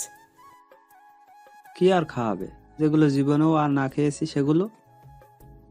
তোমরা দুজনে কি শুরু করলে বলো তো? মেয়েটা এত কষ্ট করে রান্না করছে আর তোমরা বসে অপমান করছো। আরে না, অপমান করব কেন? আমরা খাবো বলছি তো। এত কষ্ট করে রান্না করেছে, আমরা কি না খেয়ে থাকতে পারি? কি রে বল? আব্বু, এত কষ্ট করে আমার বোন রান্না করছে, খাবো। হয়েছে, থাক, আর পাম দিতে হবে না। তারপর কিছুক্ষণ পর আদিবা বলল সবাইকে খাবার টেবিলে বসতে কি। সবাইকে বসে পড়লো। তখন আদিবা খাবার নিয়ে আসলো, এক এক করে সব নিয়ে এসে আম্মুকে, আব্বুকে আর আমাকে ভাত দিল। একটা প্লেটে প্রথম ভাত নেওয়ার পর আব্বু কিছু ভাত মুখে দিয়ে বলল, আচ্ছা মা, তুই বলতো ভাতের মাঝে কেমন জানি সয়াবিন তেল তেল লাগছে। তখন আদিবা বলল, ভাতের মাঝে একটু সয়াবিন তেল দিয়েছি, ভালো হয়েছে না? তখন আব্বু বলল, বাহ, শুনছো আমার মেয়ে কি করেছে আজ? প্রথম দেখলাম সয়াবিন তেলের ভাত হয়। খুব ভালো আবিষ্কার করেছিস। তারপর কি আছে দে মা। আব্বু, তোমরা থাকলে এর চেয়ে ভালো কিছু রান্না করে দিব। আম্মু তো ভাত নিয়ে নাড়াচাড়া করতে লাগলো চুপ করে। আর আমি তো সয়াবিন তেলের ভাত দেখে আরো আগেই শেষ। তখন আদিও আমার ভাতে ডিম ভাজা দিল, সবার ভাতেই দিল। তখন চিন্তা করলাম সয়াবিন তেল তো কিছু হবে না, খাওয়া যাবে। তখন একটু ভাজা মুখে দিয়ে খেয়ে আমি ভাবতে লাগলাম হাসবো না কাঁদবো। তখন আমি বললাম, বোন রে, ডিম ভাজা কি দিয়েছিস এগুলা? বেশি কিছু দেইনি, আদা আর রসুন আর জিরা দিছি। আমি তো আদিবার কথা শুনে অজ্ঞান হয়ে যাওয়ার মতো অবস্থা। তখন নিজেকে সামলে বললাম, আদা রসুন আর জিরা দিয়ে ডিম ভাজা হয়? আগে তো জানতাম না। যাক, হাত বোন জানিয়ে দিল। তখন আব্বুর দিকে তাকিয়ে দেখে এখনই কান্না করে দিবে। তখন আব্বু বলল, আর কি রান্না করলি মা? আর মাছ ভর্তা। সেটা কি আদা রসুন দিয়ে? তবে পেঁয়াজ দিয়েছি সাথে। তখন আমি বললাম, আল্লাহ, কোন দিকে তুমি যদি ধুরি ফালাও আইসা পড়ি। ভাতে সয়াবিন তেল, ডিম ভাজা আদা রসুন, মাছ ভর্তায় আদা রসুন, জলদি দড়ি ফালাও। তখন আদিবা বলল, তোমরা খাচ্ছ না কেন? খাওয়া শুরু করো ভাইয়া, তুমিও এই ফালতু কথা রেখে দাও। এতক্ষণ আম্মু চুপ করে দুই গালে হাত দিয়ে দেখছিল আর শুনছিল। তখন আম্মু বলল, শোন মা, তুই যেগুলো রান্না করেছিস সেগুলো একটাও খাওয়ার যোগ্য না, সবগুলো নষ্ট করেছিস। কিছু রান্না করতে গেলে আগে শিখে নিবি, না জেনে কখনো রান্না করবি না। যেটা না পারিস সেটা করতে যাবি না। তোকে আমি না করার পরও গিয়ে করেছিস। এগুলো খেলে সোজা হাসপাতালে যেতে হবে। আমি বুঝতে পারছি আম্মু, ভুল হয়েছে। আমার রান্না না শিখে যাওয়া আমি মনে করেছি একদম সহজ। সরি। এখন থেকে আমি রান্না করলে দেখবি কি করে রান্না করি, তাহলে শিখে যাবি। আচ্ছা ঠিক আছে আম্মু। তখন আমি বললাম, আজ সকালে খাওয়া হলো না আর।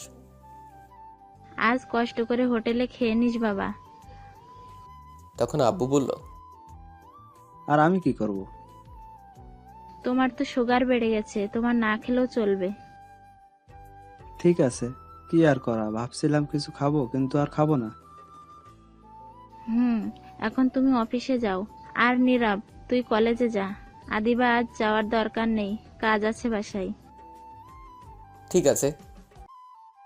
তারপর আমি রুমে এসে রেডি হয়ে ব্যাগটা নিয়ে বেরিয়ে পড়লাম। জাহিদকে ফোন করে বলে দিলাম কলেজ চলে আসতে, সেখানে দেখা হবে। তারপর আমি গিয়ে একটা হোটেলে কিছু খেয়ে নিলাম, খেয়ে কলেজ চলে আসলাম। ততক্ষণে জাহিদ কলেজ চলে আসছে। জাহিদ মাঠের এক কোণায় বসেছিল। আমি কাছে যাওয়ার পর জাহিদ বলল, আসছিস দোস্ত তুই? আসছি। দোস্ত, আজ নীলা আসেনি কলেজে? খুব ভালো হয়েছে আজ আসেনি, নজর জালেই মারতো আজ। হয়তো বা। কি করলি, কোথাও গিয়েছিলি নাকি? লেট হলো আসতে? না কিছু করেনি, হোটেলে খেয়ে আসছি। কেন, বাসায় রান্না করেনি আজ? রান্না করছে কিন্তু বোন করছে। আজ যেই রান্না করছে আমার বাপও খায়নি এই রান্না। কি এমন রান্না করেছে বলতো শুনি? তখন আমি সব খুলে বললাম। জাহিদ শুনে হাসতে হাসতে মাটিতে শুয়ে পড়লো। তখন আমি ঘুষি দিয়ে বললাম, শালা হাসা বন্ধ কর। রান্না না জানলে এমনই হবে। তারপর আরও কিছুক্ষণ আড্ডা দিয়ে চলে গেলাম ক্লাসে। তারপর ক্লাসে গিয়ে সবগুলো ক্লাস এক এক করে শেষ করে বের হলাম কলেজ থেকে। বের হয়ে ফোনটা হাতে নিয়ে সময়ের দিকে তাকালাম। তখন দেখলাম বিকেল 4টা বাজতে চলেছে। তখনই মায়ের আব্বুর ফোন আসলো। তার আমি ফোন রিসিভ করে সালাম দিলাম। ওপাশ থেকে সালামের উত্তর নিয়ে বলল, বাবা নীরব, মায়া কি তোমাদের বাসায়? আমি যতক্ষণ বাসায় ছিলাম মায়া ছিল না, সকালে আসছিল, চলে গেছে। এখন বাসায় আছে কিনা বলতে পারবো না। কেন, কি হয়েছে আঙ্কেল? মায়া সেই যে সকালে বাসা থেকে গিয়েছে, এখনো বাসায় ফেরেনি। চিন্তা হচ্ছে অনেক। তোমার আব্বুকে ফোন দিলাম অফিসে, তোমার বাসার ফোন বন্ধ। আমি আসছি একটু কাজে অন্য জায়গায় এখন। মায়ের আম্মু ফোন করে বলল। চিন্তা করবেন না আঙ্কেল, মায়া তো তার বান্ধবীর বাসায়, আমি নিয়ে আসছি। ঠিক আছে বাবা, তুমি একটু মায়াকে নিয়ে তাড়াতাড়ি বাসায় যাও। এ বলে মায়ের আব্বু ফোন কেটে দিল। তখন জাহিদ জিজ্ঞেস করলো, কি হয়েছে দোস্ত? মায়া নাকি এখনো বাসায় ফিরেনি সকাল থেকে। কিন্তু সকালে তো মায়া আমাদের বাসায় আসছিল, তারপর চলে গেছে। তাহলে কোথায় গেছে? আমার কি মনে হচ্ছে জানিস? কি মনে হচ্ছে? দেখ, নীলা আজ কলেজে আসেনি, আর ওইদিকে মায়া তার বাসায় ফেরেনি। কেমন জানি সন্দেহ হচ্ছে। আরে নীলা এমনটা কিছু করতে পারবে না, যা ভাবছিস তুই। সেদিন নীলা বলেছে মায়াকে ছাড়বে না, তুই মায়াকে গার্লফ্রেন্ড বলেছিস বলে। আর নীলা কেমন মেয়ে তুই তো জানিস। এখন যদি নীলা কিছু করে? সেটাও ঠিক কথা বলছিস, যদি কিছু করে নীলা তাহলে আমি ছাড়বো না নীলাকে। আচ্ছা, মায়া তো অহনার বাসায় যায়, চল তো গিয়ে দেখি মায়া অহনার বাসায় আছে নাকি। ঠিক আছে, চল গিয়ে দেখি। তারপর আমি আর জাহিদ হেঁটে যেতে লাগলাম অহনার বাসার উদ্দেশ্যে। কিছুটা দূর যাওয়ার পর জাহিদ হঠাৎ আবার বলে উঠল, আচ্ছা দোস্ত, একটা কথা বলি তোকে। বল, কি বলবি? আচ্ছা, তুই সত্যি কথা বলতো, মায়াকে তুই কি পছন্দ করিস? পছন্দ মানে? ঠিক বুঝলাম না তোর কথার মানে। মানে তুই কি সত্যি মায়াকে ভালোবাসিস? কি বলছিস পাগলের মতো উল্টাপাল্টা কথা? মায়া আমার চাচাতো বোন হয়। তো কি হয়েছে চাচাতো বোন বলে? আর আমি নিজে দেখেছি মামাতো বোনকে বিয়ে করতে, এমনকি চাচাতো বোনের সাথেও। যে বিয়ে করেছে সে করেছে, আমার পক্ষে সম্ভব হবে না, কারণ আমার পরিবার মেনে নিবে না, আর মায়ের পরিবারও মানবে না। মধ্যে দিয়ে দুই পরিবারের সম্পর্ক নষ্ট হয়ে যাবে, সমাজের মানুষ খারাপ বলতে শুরু করবে। তাছাড়া আমার কাছে কেমন জানি লাগে চাচাতো বোনের সাথে। শোন, যদি তোরা দুজন দুজনকে ভালোবাসিস, রাজি থাকিস, তাহলে দুই পরিবার কখনো অমাত থাকবে না। বরং আরো খুশি হবে, কারণ সম্পর্ক আরো শক্ত করে দিলি। আর সমাজের মানুষ কিছু ভাববে না যদি তোরা রাজি থাকিস। দোস্ত, এই কথা এখন রাখ। এগুলো শুনতে ভালো লাগছে না। এমনি চিন্তার মধ্যে আছি মায়াকে নিয়ে। ঠিক আছে, তবে ভেবে দেখিস, যদি ভালোবাসিস তাহলে মায়াকে বলে দিস। তুই চুপ কর তো এখন, আর চল। তখন জাহিদ চুপ করে যেতে লাগলো আর মনে মনে বলতে লাগলো, দোস্ত, বুঝতে পারছি আস্তে আস্তে তোর মন তোকে দুর্বল করে দিচ্ছে মায়ের প্রতি। খুব তাড়াতাড়ি ভালোবাসায় পরিপূর্ণ হবে। তারপর আমি আর জাহিদ কিছুক্ষণ পর অহনার বাসায় পৌঁছে গেলাম। গিয়ে দেখি অহনার আব্বু বসে আছে। তখন আমি তাকে সালাম দিলাম। সে সালামের উত্তর দেওয়ার পর আমি জিজ্ঞেস করলাম, আঙ্কেল, অহনা বাসায় আছে? না তো বাবা, সেই সকালে মায়ের সাথে গেছে, এখনো আসেনি অহনা। কি বলছেন আঙ্কেল? ফোন করেছেন অহনাকে কোথায় আছে? ফোন করেছি কয়েকবার, কিন্তু বারবার একই কথা বলে, একটু লেট হবে আসতে। আমার কি মনে হয় জানো, কোনো বিপদে পড়েছে দুজন, কিন্তু আমায় বলতে চাইছে না। ঠিক আছে আঙ্কেল, আপনি চিন্তা করবেন না। আমি দেখেছি, অহনার ফোন নাম্বার দিন, আমি খোঁজ নিয়ে দেখছি কি হয়েছে, আর গিয়ে নিয়ে আসছি। ঠিক আছে বাবা, তাহলে দেখো একটু, আর এই নাও ফোন নাম্বার। তারপর আমি অহনার ফোন নাম্বার নিয়ে তাদের বাসা থেকে বেরিয়ে চলে আসলাম। আসার পর জাহিদ বলল, দোস্ত, আমি যে ভয়টা পাচ্ছি সেটাই না জানি হয়। নীলা খুব রাগী মেয়ে, যা বলে তাই করে। আমার মনে হয় নীলা নিয়ে গেছে মায়াকে। আমার এখন তাই মনে হচ্ছে। আর ভয় করছে মায়ের কিছু হয়ে যায়নি তো। সব দোষ আমার। সেদিন যদি এই কথা না বলতাম তাহলে এত কিছু হয় না। এত কথা না বলে এখন ফোন করে দেখ। ঠিক বলছিস, এখনই ফোন করছি, দাঁড়া। তখন আমি অহনাকে ফোন দিলাম, কিন্তু অহনা ফোন ধরলো না। তখন আবার ফোন দিলাম, কিন্তু তার বড় ফোন ধরলো না। আরও 10টা কল দেওয়ার পর ধরলো। আর তখন আমি বললাম, অহনা, আমি নীরব বলছি। তোমাকে এতগুলো কল দিলাম, ধরছো না কেন? তোমরা কোথায় এখন? আর মায়া কোথায়? ওপাশ থেকে অহনা কিছুটা কান্না কণ্ঠে বলল, ভাইয়া, অনেক বড় সমস্যা হয়েছে, একটু জলদি আসুন আপনি। মায়া এখানে আছে, কিন্তু খুব খারাপ অবস্থা ওর। কি বলছো? কি হয়েছে মায়ের? ফোনে বলতে পারবো না, এখানে আসেন। কোথায় আসতে হবে আমায় বলো। ভাঙা ফ্যাক্টরির ভেতরে। আচ্ছা ঠিক আছে, আমি এক্ষুনি আসছি। তখন ফোন কেটে আমি জাহিদকে বললাম, দোস্ত জলদি চল ভাঙ্গা ফ্যাক্টরিতে। সেখানে আছে। অহনা তাই বলল। নিশ্চয়ই নীলার বাচ্চা কিছু করেছে। এখন কথা বলার সময় নাই, আগে চল, মায়ের জন্য খুব কষ্ট হচ্ছে।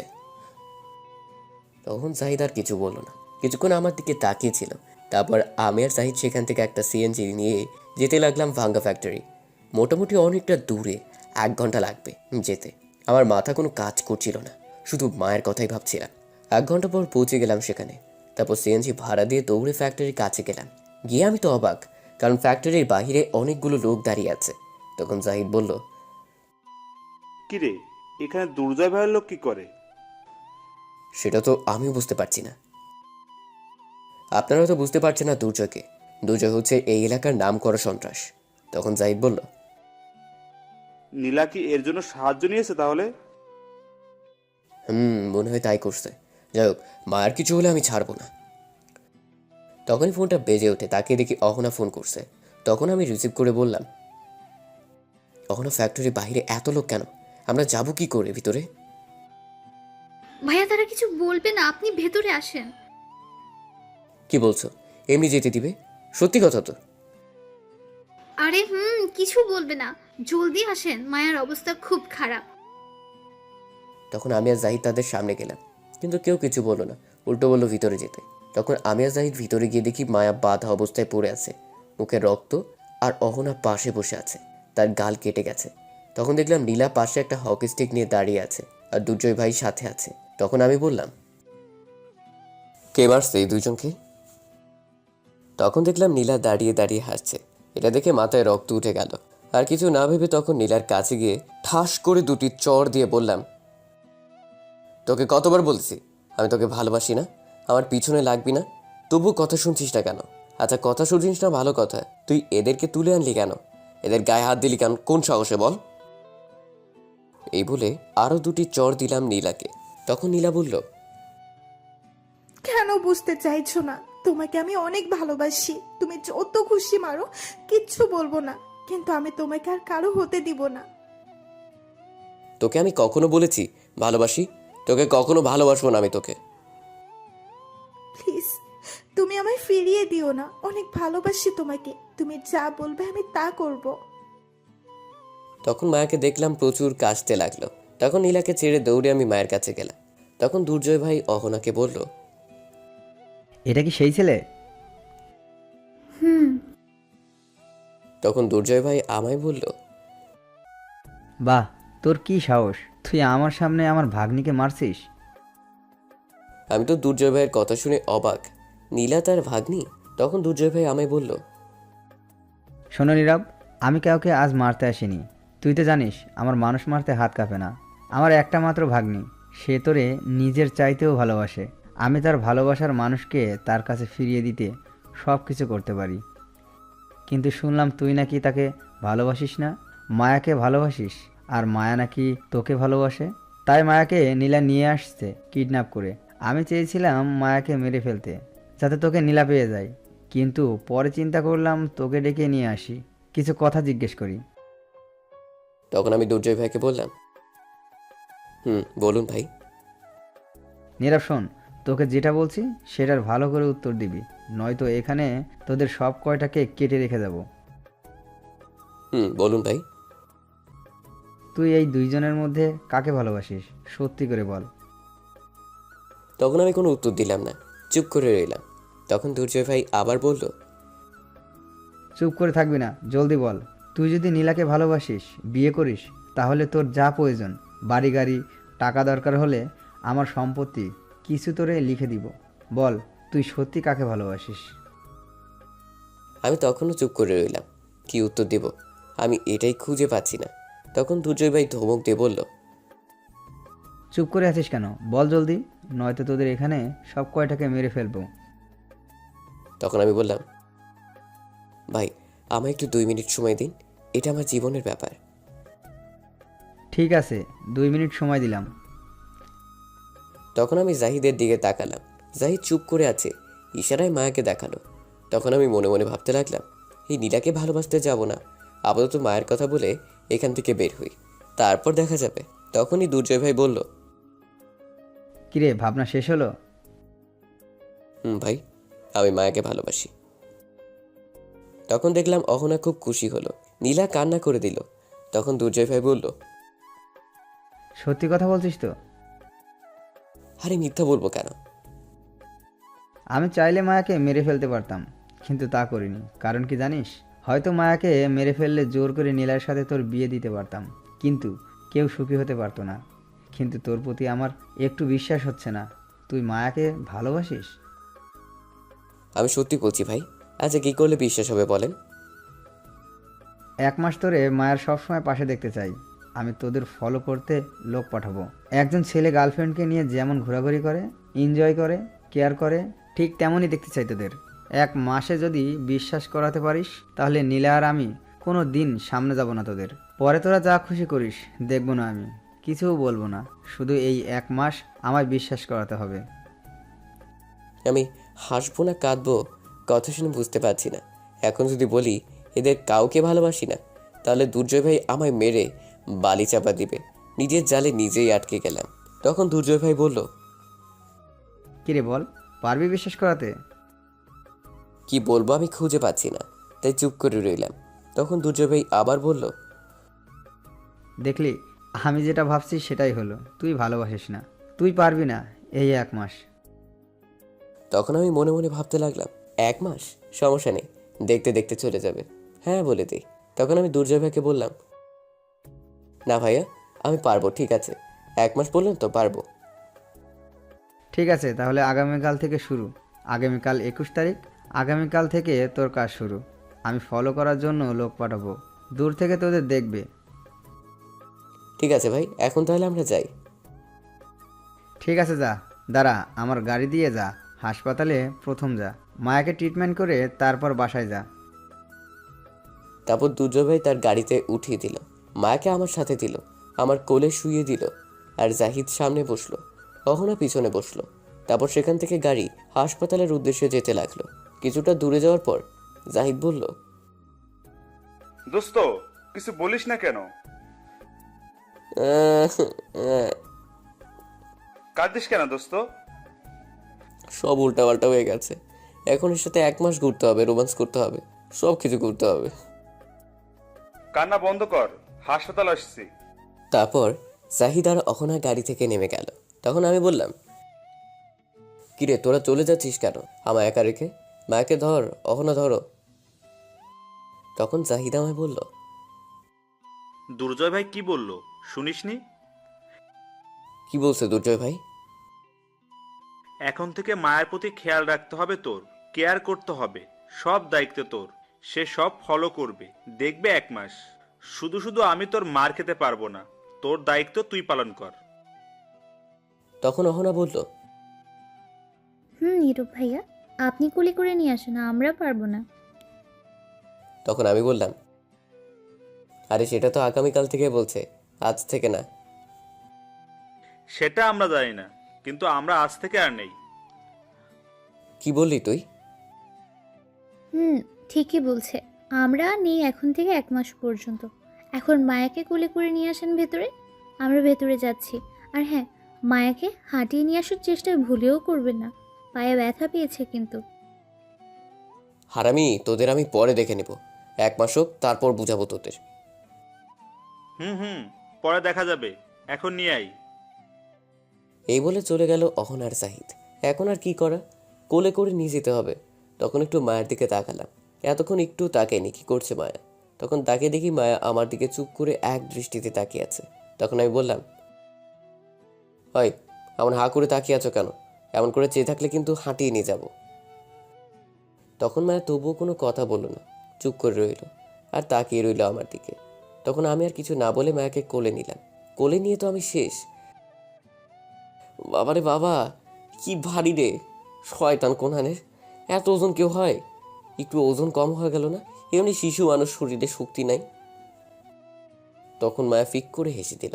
তখন আমি বললাম, শয়তান আবার হাসে, পুরো 100 কেজির চাউলের বস্তা। তখন মায়া আমায় একটা ঘুষি মারল। এটা শুনে তখন আমি বললাম, ঘুষি আরেকটা দিলে কিন্তু নিয়ে যাব না। এত ভারী জিনিস নিয়ে যাইতেছি, আবার মারে। বিপদে পড়ছি বলে নিয়ে যাচ্ছি। তখন মায়া আর কিছু বলল না, পিটপিট করে হাসতে লাগলো। আর আমি তখন হাসপাতালের ভিতরে গেলাম। আসার সময় অনেকেই তাকিয়ে দেখছিল আমাদের। আমি মায়াকে নিয়ে গিয়ে একটা বেডে বসিয়ে অহনাকে সাথে রেখে বললাম, অহনা তুমি একটু মায়ের পাশে বসো, আমি ওয়াশরুম থেকে আসছি। সত্যি কথা তো, নাকি পালিয়ে যাচ্ছেন? পালিয়ে গেলে আরো আগে চলে যেতাম, এত কষ্ট করে হাসপাতাল আসতাম না। তাড়াতাড়ি আসবেন, আবার মায়াকে নিয়ে বাসায় যাবেন। সেটা তুমি বললেও নিয়ে যেতে হবে না, না বললেও নিয়ে যেতে হবে। এখন ডাক্তারকে বলো ট্রিটমেন্ট শুরু করতে, কেটে যাওয়া জায়গা ভালো করে ব্যান্ডেজ করতে। ঠিক আছে, আপনি যান এখন ওয়াশরুমে, আর তাড়াতাড়ি আসবেন। তারপর আমি সেখান থেকে চলে আসলাম। জাহিদ গিয়েছে ডাক্তারকে নিয়ে আসতে। তখন অহনা মায়াকে বলল, কিরে, প্রথম প্ল্যান তো একদম ঠিক কাজ করছে, যা ভাবছি তার চাইতে বেশি কাজ করে ফেলেছে। এখন কি দ্বিতীয় প্ল্যান শুরু করবি? তখন মায়া বলল, না, কোনো প্ল্যান আর ব্যবহার করব না। এটা হয়ে গেছে, এই 1 মাসের মধ্যে ভালোবাসা জেগে যাবে, কিচ্ছু মনে করতে হবে না। তাহলে তৃতীয় শেষ প্ল্যান ব্যবহার কর, তাহলে আর কিছু করতে হবে না। তাই করব। কিন্তু তার জন্য তোকে স্কুটি বাইক চালানো শিখতে হবে, পারবি চালাতে? পারবো। আমি সাইকেল চালানো পারি, আগেও একবার স্কুটি বাইক চালিয়েছি, বাসায় আছে এখনো। তাহলে তো খুব ভালো। এখন কথা হচ্ছে দূরে কোথাও যেতে হবে, কোথায় যাবি? ভাবছি আমার মনি খালার বাড়ি যাব, রূপগঞ্জে। এটা তো অনেক দূর হয়ে গেছে, আর একটু কাছে দেখ। না, সেখানে যাব, তাহলে একটু রোম্যান্স করতে পারবো। তোর মাথায় কি এই চিন্তা ছাড়া আর কিছু যায় না? সারাক্ষণ রোম্যান্স আর রোম্যান্স। না, আর কোনো চিন্তা যায় না। আচ্ছা, কবে যাবি তাহলে? আগামীকাল যাব। আজ একটু আদর পাইনি, আগামীকাল আদর পেতে হবে। ধ্যাত, তোকে নিয়ে আর পারি না। আগামীকাল কি দুর্জয় ভাইয়ের লোক আসবে? আগামীকাল সকালে আসবে, চিন্তা করতে হবে না। আচ্ছা যাই হোক, ব্যথা কি বেশি পেয়েছিস? আরে না, কিসের ব্যথা, এই হালকা কেটে যাওয়া, কিছু হয়নি, একদম ঠিক আছি। জাহিদ আসছে, সাথে ডাক্তার। চুপ। তখন ডাক্তার এসে মাকে ট্রিটমেন্ট শুরু করলো। কেটে যাওয়া জায়গা ব্যান্ডেজ করে দিল। তারপর ডাক্তার কিছু ওষুধ লিখে দিয়ে তার বিল নিয়ে চলে যায়। তখন জাহিদার অহনা মায়া কথা বলতে থাকে। এদিকে আমি ওয়াশরুম থেকে বের হয়ে আসছি, তখনই ফোনটা বেজে উঠল। তাকে দেখি মায়ার আব্বু। হেই রে, কাম সারছে। এখন কি বলবো আঙ্কেলকে? এইগুলো কিছু বলা যাবে না, বললে সমস্যা হবে, মিথ্যা কথা বলতে হবে। তখন আমি ফোন রিসিভ করে বললাম, আঙ্কেল মায়াকে পেয়েছি, চিন্তা করতে হবে না। কোথায় ছিল বাবা? কিছু হয়নি তো মায়ার? আরে না, কিছু হয়নি। অহনার বাসায় ছিল, অহনার সাথে একটু ঘরের কাজ করেছে, তাই বাসায় যেতে পারেনি। যাক, ভালো হয়েছে, কিন্তু আমায় একটাবার বলবে না? কত চিন্তা হচ্ছিল। মায়ের আম্মু তো কান্না করে দিছে। আচ্ছা থাক সেই কথা, মায়া কোথায়? মায়ের রুমে আছে, ফ্রেশ হচ্ছে। আমি বাহিরে এখনই নিয়ে আসছি। ঠিক আছে, তুমি তাড়াতাড়ি নিয়ে আসো বাসায়। আচ্ছা আঙ্কেল, তাহলে ফোন রাখছি। এই বলে ফোন কেটে চলে আসলাম মায়ার কাছে। এসে দেখি রেডি হয়ে আছে যাওয়ার জন্য। তখন মায়া বলল, চলো, কোলে নিয়ে বাসায় চলো এখন। বাবা, তুমি যে ওজন নিয়ে আসতে আমার জান কয়লা কয়লা হয়ে গেছে। বিয়ের পর তো একে নিয়ে সারা জীবন থাকবে। বিয়ে করবো একে? দরকার নেই রে বাবা। আমার মতো এই শিশুর উপর ঝাঁপ দিলে আমায় খুঁজে তো পাওয়াই যাবে না, সাথে আমার খাটকেও খুঁজে পাওয়া যাবে না। তখন সবাই ফিক করে হেসে দিল। মায়া একটু রেগে গেছে এটা শুনে। তখন মায়া বলল, আমায় জলদি নিয়ে চলো এখন বাসায়। তখন আমি আর কি করব, জাহিদকে বললাম, জাহিদ একটা গাড়ি ঠিক কর, জলদি বাইরে গিয়ে আমি মায়াকে নিয়ে আসছি। অহনা তুমি যাও। তারপর জাহিদ আর অহনা চলে গেল। তখন আমি মায়াকে কোলে নিয়ে যাচ্ছি। তখন মায়া বলল, খুব কষ্ট হচ্ছে তাই না তোমার? আগুনের মাঝে কেরোসিন তেল দিয়ে বলে পানি, বলেন কেন তো কেমনটা লাগে? তখন মায়া আবার বলল, চিন্তা করো না, সব কষ্ট দূর করে দেব। রাতে আমার কাছে থেকো শুধু। তারপর বাইরে গিয়ে দেখি জাহিদ আর অহনা একটা সিএনজি নিয়ে দাঁড়িয়ে আছে। আমি গিয়ে সিএনজিতে মায়াকে বসিয়ে দিলাম। তখন আমি সামনে বসতে চাইলাম, কিন্তু বসতে দিল না। মায়ের পাশে বসতে হলো। তারপর অহনা বসলো। সিএনজি তখন জ্বলতে শুরু করলো। মায়া আমার কাঁধে তার মাথা রাখলো। কিছুক্ষণ পর আমার গালে একটা কিস করলো। আমি তার দিকে রাগী দৃষ্টিতে তাকালাম, কিন্তু উল্টো মায়া আমার দিকে রাগী দৃষ্টিতে তাকিয়ে হালকা একটা ঠোঁটে কিস করে হাসতে লাগলো। আমি কিছু বলিনি। তখন কিছুক্ষণ পর মায়ের বাসার সামনে চলে গেলাম। তখন সিএনজি থেকে নেমে ভাড়া দেওয়ার পর অহনা বলল, ভাইয়া আপনি চলে যান, আমি মায়াকে নিয়ে যাচ্ছি। তখন আমি অবাক হয়ে বললাম, সে কি, তুই মাকে কোলে করে নিয়ে যাবে নাকি? তাছাড়া আমায় যেতে হবে, আমি নিয়ে যাব। না, হেঁটে যাব, সমস্যা নেই। আপনি গেলেও অনেক সমস্যা হতে পারে, অনেক প্রশ্ন করতে পারে মায়ের আব্বু আম্মু। কোথা থেকে নিয়ে আসছেন, কোথায় ছিল?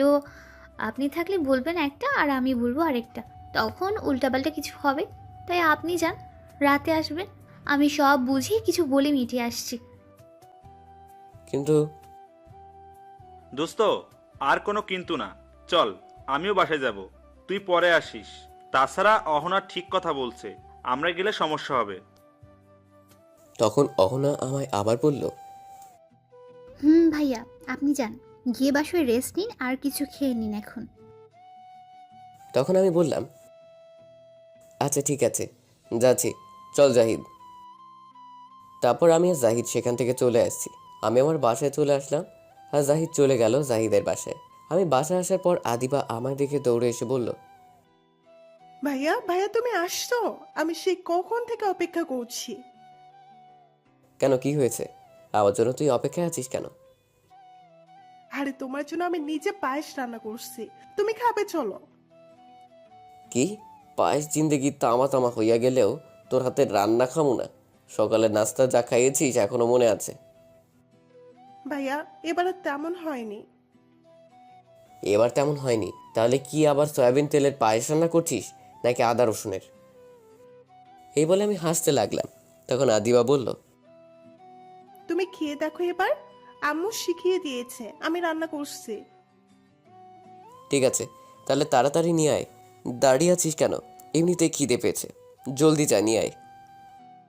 ঠিক আছে, তুমি ফ্রেশ হয়ে আসো, আমি দিচ্ছি। ঠিক আছে, যাচ্ছি।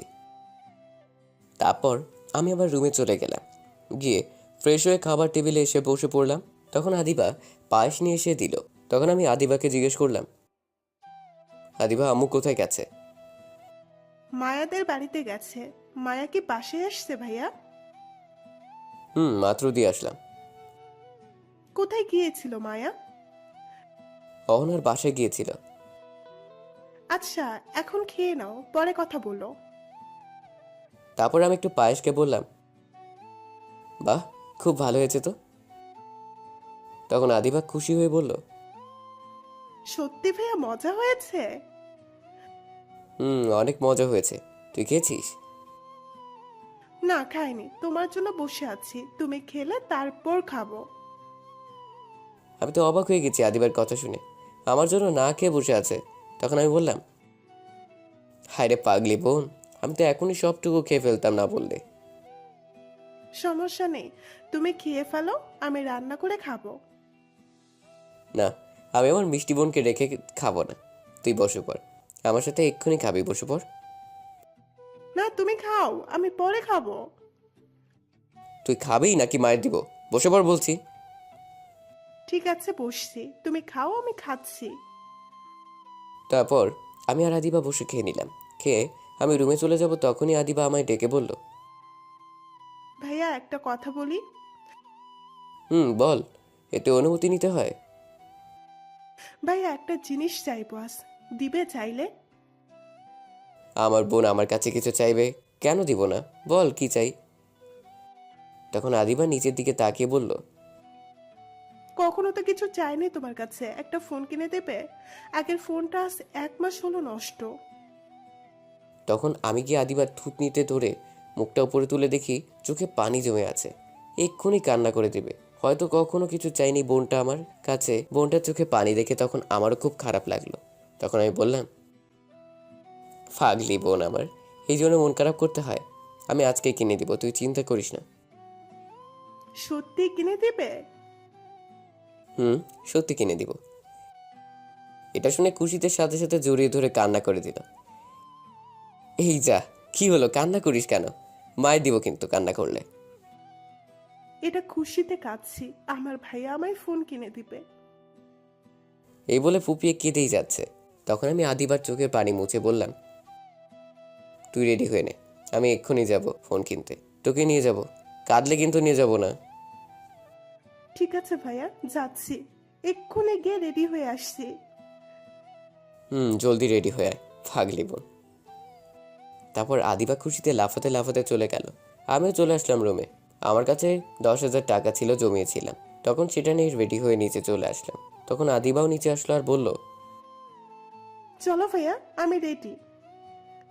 তারপর আমি আর আদিবা বের হতে যাব, তখনই আম্মু এসে বলল, কি এই সন্ধ্যায় ভাই বোন রেডি হয়ে কোথায় যাচ্ছে শুনি? তখন আদিবা বলল, ভাইয়া ফোন কিনে দিবে, মার্কেটে যাচ্ছি। কি ফোন কিনে দিবে? কিরে, তোর কাছে টাকা কোথা থেকে আসলো? ছিল কিছু টাকা, আব্বুর কাছ থেকে নিয়েছি, আর আমার কাছে ছিল। ও এই কথা, আচ্ছা দাঁড়া, আমার কাছে 2,000 টাকা আছে, নিয়ে যা। তখন আম্মু এই বলে চলে গেল। কিছুক্ষণ পর টাকা নিয়ে এসে দিয়ে গেল। তখন আমি আর বোন চলে গেলাম মার্কেটে। গিয়ে একটা ফোনের দোকানে গেলাম। গিয়ে শাওমি একটা ফোন কিনে দিলাম 11,000 টাকা দিয়ে। বোনটার হাতে ফোন, অনেক খুশি। তখন ফোন নিয়ে বাসায় চলে আসলাম। আসায় বোনটা খুশি হয়ে গালে কিস করলো, ধন্যবাদ দিল, আর খুশিতে অনেক কিছু বলেছে। তখন বোনটার রুমে কিছুক্ষণ আমি আম্মু বসেছিলাম, কথা বললাম। রাতে আব্বু বাসায় আসলো। সবাই একসাথে খেয়ে যে যার রুমে চলে গেলাম। আমি গিয়ে শুয়ে পড়লাম। সকালে ঘুমিয়েছি, হঠাৎ নিজের উপর মনে হলো কেউ শুয়ে আছে। ঘুমের মধ্যে আর তাকালাম না। কিছুক্ষণ পর নিঃশ্বাস নিতে পারছি না, ঠোঁটগুলো কেউ বন্ধ করে দিয়েছে। তখনই বাধ্য হয়ে চোখ খুলে দেখি সামনে দুটি চোখ দেখা যায়, আর কিছু না। তখন ধাক্কা দিয়ে ফেলে দিলাম, দেখি মায়া। তখন আমি বললাম, হয় তুমি এখানে কেন? আর আমার উপর কেন? কিস করতে কে বললো? এখনই তো দম বন্ধ হয়ে গিয়েছিল। কিস করা এটা আমার অধিকার। খুব মজা লাগছিল, ফেলে দিলে কেন আমায়? এখন চলে আসো, আবার কিস করব। ধ্যাত, যাও তো আমার রুম থেকে, নয়তো চিৎকার দিয়ে সবাইকে নিয়ে আসবো। নিয়ে আসো, আমিও বলবো তুমি উল্টাপাল্টা কিছু করতে চাইছো। এই যা, কি সাংঘাতিক মেয়ে! আমার ঘরে এসে আমায় থ্রেট দেয়। মান সম্মানের ব্যাপার। তখন আমি জিজ্ঞেস করলাম মায়াকে, আচ্ছা কিসের জন্য আসছো বলো? উঠে ফ্রেশ হয়ে নাও, আমরা একটা জায়গায় যাব। আমি যাব না, তুমি যাও। তাহলে আমি দুর্জয় ভাইকে ডাকি, না গেলে? তখন আমি একটু ভয় পেয়ে গেলাম আর বললাম, এই না না, আমি যাচ্ছি, ফ্রেশ হয়ে আসছি, যাবো আমি। গুড বয়, জলদি যাও। তারপর উঠে ফ্রেশ হতে চলে গেলাম। ফ্রেশ হয়ে এসে দেখি মায়া আমার ঘর গুছিয়ে দিয়েছে, সাথে বিছানায় একটা শার্ট আর প্যান্ট রেখে দিয়েছে। পাশে মায়া বসে আছে। তখনই মায়া আমায় দেখতে পেল আর অদ্ভুত নেশার দৃষ্টিতে তাকিয়ে বলল, ইস, কি হট লাগছে তোকে, মন চাইছে আয় না একটু আদর করি তোকে এখন। কি লিচু মাইয়া, একটু শরম নাই? তখন মায়া আবার বলল, দাঁড়া, আমি এসে আদর করছি। এই না না, একদম কাছে আসবে না বলে দিলাম, নয়তো আমি যাব না। ঠিক আছে ঠিক আছে, এখন এগুলো পরে নাও, বিয়ের পর তো আর বাধা দিতে পারবে না, তখন সব পুষিয়ে নেব। আমি তোমার পছন্দ মতো পরবো কেন? আমার যেটা পছন্দ সেটা পরবো, কিন্তু এটা পরবো না। বারবার রাগ তুলিস কেন বলতো? এত কথা বলে চুপচাপ এগুলো পরে নে এখন, নয়তো মাইট দিব। ঠিক আছে, তুমি নিচে যাও, আমি এটা পরে আসছি। সত্যি তো এটা পরে আসবি? সত্যি বলছি, যাও। ঠিক আছে, আয় তাহলে আমি যাচ্ছি। এই বলে মায়া চলে গেল। তখন আমি রেডি হতে লাগলাম। মায়া থাকলে আরো দুষ্টুমি করবে, তাই নিচে যেতে বললাম। কিছুক্ষণ পর রেডি হয়ে নিচে গেলাম। গিয়ে দেখি মায়া আর আদিবা বসে আছে খাবার টেবিলে। তখন আমিও গিয়ে বসলাম। তখন আম্মু এসে সবাইকে খাবার দিল। খাবার খেয়ে উঠা মাত্রই আম্মু বলল, নীরব, মায়ের সাথে একটু যা তো। কোথায় যাই? যাচ্ছি, আর বলা লাগবে না। সাবধানে যাস। তারপর মায়ের সাথে আমি বাসার বাহিরে চলে আসলাম। তখন এসে মায়াকে বললাম, কোথায় যাবে তুমি এখন? রূপগঞ্জে যাব, আমার খালামুনির বাসায়। কি, এত দূরে? বাবা, আমি যাব না, তুমি যাও একা। একটু সামনে তাকিয়ে দেখ তো কে। কে? কোথায়? সামনের রাস্তায়, ভালো করে। তখন আমি তাকিয়ে দেখি দুর্জয় ভাই বসে আছে গাড়িতে। তখন একটু ভয় পেয়ে গেছি আর বললাম, ঠিক আছে চলো যাচ্ছি, কিন্তু যাব কি করে? কেন, আমার স্কুটি বাইক দিয়ে যাব, এই তো সামনে। এই বাইক দিয়ে গেলে 3 দিন লাগবে, তাছাড়া আমি বাইক চালাবো না। তোমাকে কে বলেছে চালাতে? আমি চালাবো, তুমি পিছনে বসবে। কি, তুমি চালাবে? প্লিজ ছেড়ে দাও, আমাকে এখনো বিয়ে করিনি, এত আগে মরার ইচ্ছে নাই আমার। আমার ছায়ারা দাও। চুপ করে উঠে পড়ো, আমি তোমার চেয়ে ভালো চালাতে পারি। জানি, কতটুকু ভালো চালাতে পারো বলতে হবে না। আজারা কথা না বলে উঠে পড়ো। কি আর করা, দুর্জয় ভাইয়ের সামনে না চাইতেও বসে যেতে হবে, পিছনে কিছু বলতে পারবো না। তখন মায়া উঠে বসে পড়লো আর আমি উঠে বসে পড়লাম। পিছনে তখন মায়া আর টমটম স্কুটি বাইক চালু দিয়ে যেতে লাগলো। কিছুটা দূরে যাওয়ার পর বলল, কি হলো, ভালো করে জড়িয়ে ধরে বসো, এমন করে বসে থাকলে পড়ে যাবে। তুমি যে জোরে গাড়ি চালাচ্ছ, এর চেয়ে দ্রুত হেঁটে যাওয়া যাবে, আর ধরে বসে থাকা লাগবে না। তুমি ধরে বসছো না দেখে আমি আস্তে চালিয়ে যাচ্ছি, তুমি আমায় জড়িয়ে ধরে বসো, আমি জোরে চালাচ্ছি। মাথা খারাপ? আমার এই রাস্তায় তোমাকে জড়িয়ে ধরে বসে থাকবো? কখনো না, কত মানুষ রাস্তায় আছে সবাই দেখবে। আরে আমার গাড়িতে সমস্যা কোথায়? মানুষ দেখলে দেখুক, বেশি কথা না বলে জড়িয়ে ধরে বসো, নয়তো গাড়ি থামিয়ে দুর্জয় ভাইকে বলবো। বারবার খালি ভয় দেখায় দুর্জয় ভাইয়ের। আচ্ছা, জড়িয়ে ধরে বসছি। কথা না শুনলে কি করব তাহলে? তখন আমি মায়ের কোমরে 2 হাত দিয়ে পেঁচিয়ে শক্ত করে ধরে বসে পড়লাম। তখন মায়া হালকা কেঁপে উঠল। তখন আমি বললাম, সমস্যা হচ্ছে, ছেড়ে দিব? না রে, ছাড়িস না, আরো শক্ত করে জড়িয়ে ধরে বসে থাক। ঠিক আছে, এখন দ্রুত গতিতে যাও, এত আস্তে গেলে হবে না। তখন মায়া দ্রুত গতিতে বাইক চালিয়ে যেতে লাগলো। তখন আমি একটু পিছনে তাকিয়ে দেখি দুর্জয় ভাইয়ের গাড়ি একটু দূরে আছে। 2 ঘন্টা পর একটা রাস্তায় ঢুকলো গাড়ি নিয়ে। রাস্তার 2 পাশেই ধান ক্ষেত, হালকা পানি আছে। অনেকটা জায়গা এমন দেখতে খুব ভালো লাগছিল। তখন একটু ভয় হলাম, মায়ের সাথে দুষ্টমি করি, এই রাস্তায় কেউ নেই। যেই বলা সেই কাজ, মায়াকে শক্ত করে জড়িয়ে ধরে আরও কাছে চলে গেলাম, একদম মিশে গেলাম মায়ের সাথে। তখন মায়ের কাঁধে হালকাভাবে একটা কিস করলাম। মায়ের সাথে সাথে কেঁপে উঠলো। তখন আমি কিস করতে লাগলাম, আর আস্তে আস্তে কিস করতে করতে উপরে উঠতে লাগলাম। মায়া আদর পেয়ে গাড়ি চালানো ছেড়ে দিল, আর তার ফলে গাড়ি গিয়ে আমাদের সাথে নিয়ে পড়লো পানিতে। পানি ছিল, অল্প ধান লাগানো, তাই বড় দুর্ঘটনা থেকে বেঁচে গেছি। তখন দুর্জয় ভাইয়ের লোক দৌড়ে এসে উঠালো আমাদের। তারা সবাই আমাদের দেখে হাসছিল। তখন একটা লোক বলে উঠল, এত জায়গা রেখে শেষ পর্যন্ত ধানের জমিতে নিয়ে গাড়ি ফেললে কেন? তখন আমার রাগ উঠে গেল মায়ের প্রতি। আর তখন মাকে বললাম, এটা কি করলে তুমি? গাড়ি চালাতে পারো, চালাতে বসছো কেন? সব কাপড় নষ্ট করে দিলে, ফালতু মেয়ে। ইস, আমার দোষ দিচ্ছে। সব দোষ তোমার। তোমাকে কে বলেছে এমন করে কিস করতে? আমি বলছি তোমায় কিস করতে, এমন আদর করতে? তখন কি নিজেকে সামলাতে পারা যায়? আমি আর গাড়ি দুজনেই কন্ট্রোল হারিয়ে ফেলেছি। সব দোষ তোমার। আমি আর কি বলবো, দোষ তো আমারই, তাই চুপ করে রইলাম। ধ্যাৎ, সব শেষ, কাদা লেগে গেছে সারা শরীরে, হাজারা ভাইবার। তখন দুর্জয় ভাই এসে বলল, সামনে একটা ঘর দেখা যাচ্ছে, সেখানে নিশ্চয়ই পানি আছে। যাও, কাদাগুলো পরিষ্কার করে আসো পানি দিয়ে, তারপর আমাদের গাড়ি করে যেও। স্কুটি বাইক পানিতে পড়ার কারণে আর স্টার্ট নাও নিতে পারে, একটু দেখে চালাতে পারো না বাইক? তারপর আমি আর মায়ের সামনে বাড়িতে যাওয়ার আগে একটা ছোট পুকুর দেখতে পেলাম, পানি ভালো। তখন সেখান থেকে পরিষ্কার করে চলে আসছি। মায়া তখন বলল, আজ সূর্য কোন দিকে উঠেছে? আজ কি মনে করে আদর করলে বলো তো? হঠাৎ করে কি হলো? আমি কোনো উত্তর না দিয়ে দুর্জয় ভাইয়ের গাড়িতে বসে পড়লাম, সাথে মায়া। তারপর চলে গেলাম মায়ের মণিখালার বাসায়। দুর্জয় ভাই আমাদের দিয়ে চলে গেল। মায়া অনেক রিকোয়েস্ট করছে আসার জন্য, কিন্তু সে কাজ দেখিয়ে চলে গেল আর বলে গেল মায়ের স্কুটি বাইক ঠিক করে দিয়ে যাবে তার লোক। ভিতরে যাওয়ার পর মায়া তার খালাকে বলল, কেমন আছো তুমি খালা? এই তো ভালো।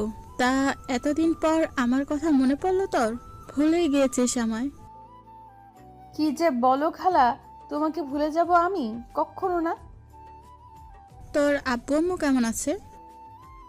এই তো ভালো আছে। এই ছেলেটাকে তুই যে বলেছিস ফোনে এইসব? হুম। তখন আমার কাছে আসলো। আমি সালাম দিয়ে বললাম, হ্যাঁ, কেমন আছেন? ভালো আছি, তুমি কেমন আছো? ভালো আছি। মাশাল্লাহ, মায়া তোর পছন্দ আছে বলতে হবে। যাও, লজ্জা দিও না তো। বাবা, কি লজ্জা! থাক, হয়েছে, আর লজ্জা পেতে হবে না। সব রেডি করে রাখছো তো? বাকি লোক কোথায়? আগামীকাল সকালে আসবে, তুমি চিন্তা করো না, রেডি করে রাখো। ঠিক আছে। আর তোদের কাপড় ভেজা কেন? আসার সময় পানিতে পড়ে গেছি গাড়ি নিয়ে।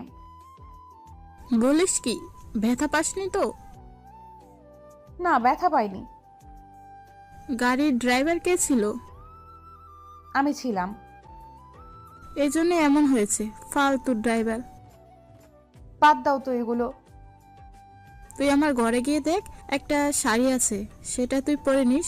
আর দেখিস লুঙ্গি আছে, সেটা নীরবকে দিস। যা গিয়ে তাড়াতাড়ি কাপড় পাল্টিয়ে আয় দুজন, আর ফ্রেশ হয়ে আয়, খাবার দিচ্ছি। বাবা নীরব, তুমি মায়ের সাথে যাও। আমি কিছুই বুঝতে পারছি না তাদের কথা। তখন মায়ের সাথে একটা ঘরে চলে আসলাম আর এসে বললাম, কে আসবে বললে? আমি কিছুই বুঝতে পারছি না, কি বললে? কিছু না, দুর্জয় ভাইয়ের কথা বলছে। না, কেমন জানি, তবুও সন্দেহ লাগছে। হ্যাঁ, তোমার তো অজয়ের সন্দেহ লাগবেই, তুমি মানুষই এমন। এই বলে তখন মায়া গিয়ে একটা শাড়ি নিল আর আমাকে লুঙ্গিতে বলল, যাও গিয়ে ওটা ওই ঘরে পরে আসো। তখন আমি নিয়ে চলে গেলাম, গিয়ে লুঙ্গি পরে ফ্রেশ হয়ে বসে রইলাম। কিছুক্ষণ পর মায়া আসলো শাড়ি পরে আমার সামনে। মায়ের দিকে তাকিয়ে আমি অবাক হয়ে গেছি, অনেক সুন্দর লাগছিল শাড়িতে। আমি এক দৃষ্টিতে তাকিয়ে রইলাম। তখন মায়া তা বুঝতে পেরে বলল, এমন করে না তাকিয়ে চলো, খিদে পেয়েছে, পরে দেখতে পারবে, চাইলে আদর করতে পারবে। মায়ের কথায় আমার ধ্যান ভাঙলো। তখন আমি আর কিছু না বলে চলে গেলাম, গিয়ে খাবার টেবিলে বসে পড়লাম। তখন মায়ার খালা আমাদের খাবার দিল। তারপর খাওয়া শেষে আমি চলে আসলাম রুমে। মায়া বসে আছে। তখন তার খালা বলল, তুই বসে থাক, আমি বাজার থেকে আসছি একটু। ঠিক আছে যাও, কিন্তু তোমার ছেলে আর ঝুমুর কোথায়? ঝুমুর গিয়েছে কলেজে, আর সুমন গিয়েছে সেখানে। আচ্ছা ঠিক আছে। তারপর মায়ের খালা চলে গেল। এখন ছোট করে পরিচয় দিই। মায়ের খালু থাকে বিদেশে, আর সুমন হচ্ছে বড়, ভার্সিটি পড়ে। ঝুমুর কলেজে মাত্র উঠেছে।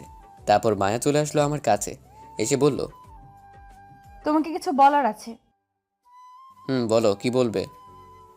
তখন মায়ের শাড়ির আঁচল ফেলে দিল। তখন আমি এটা দেখে চোখে হাত দিয়ে বললাম, কি করছো তুমি এগুলো? আঁচল তুলো।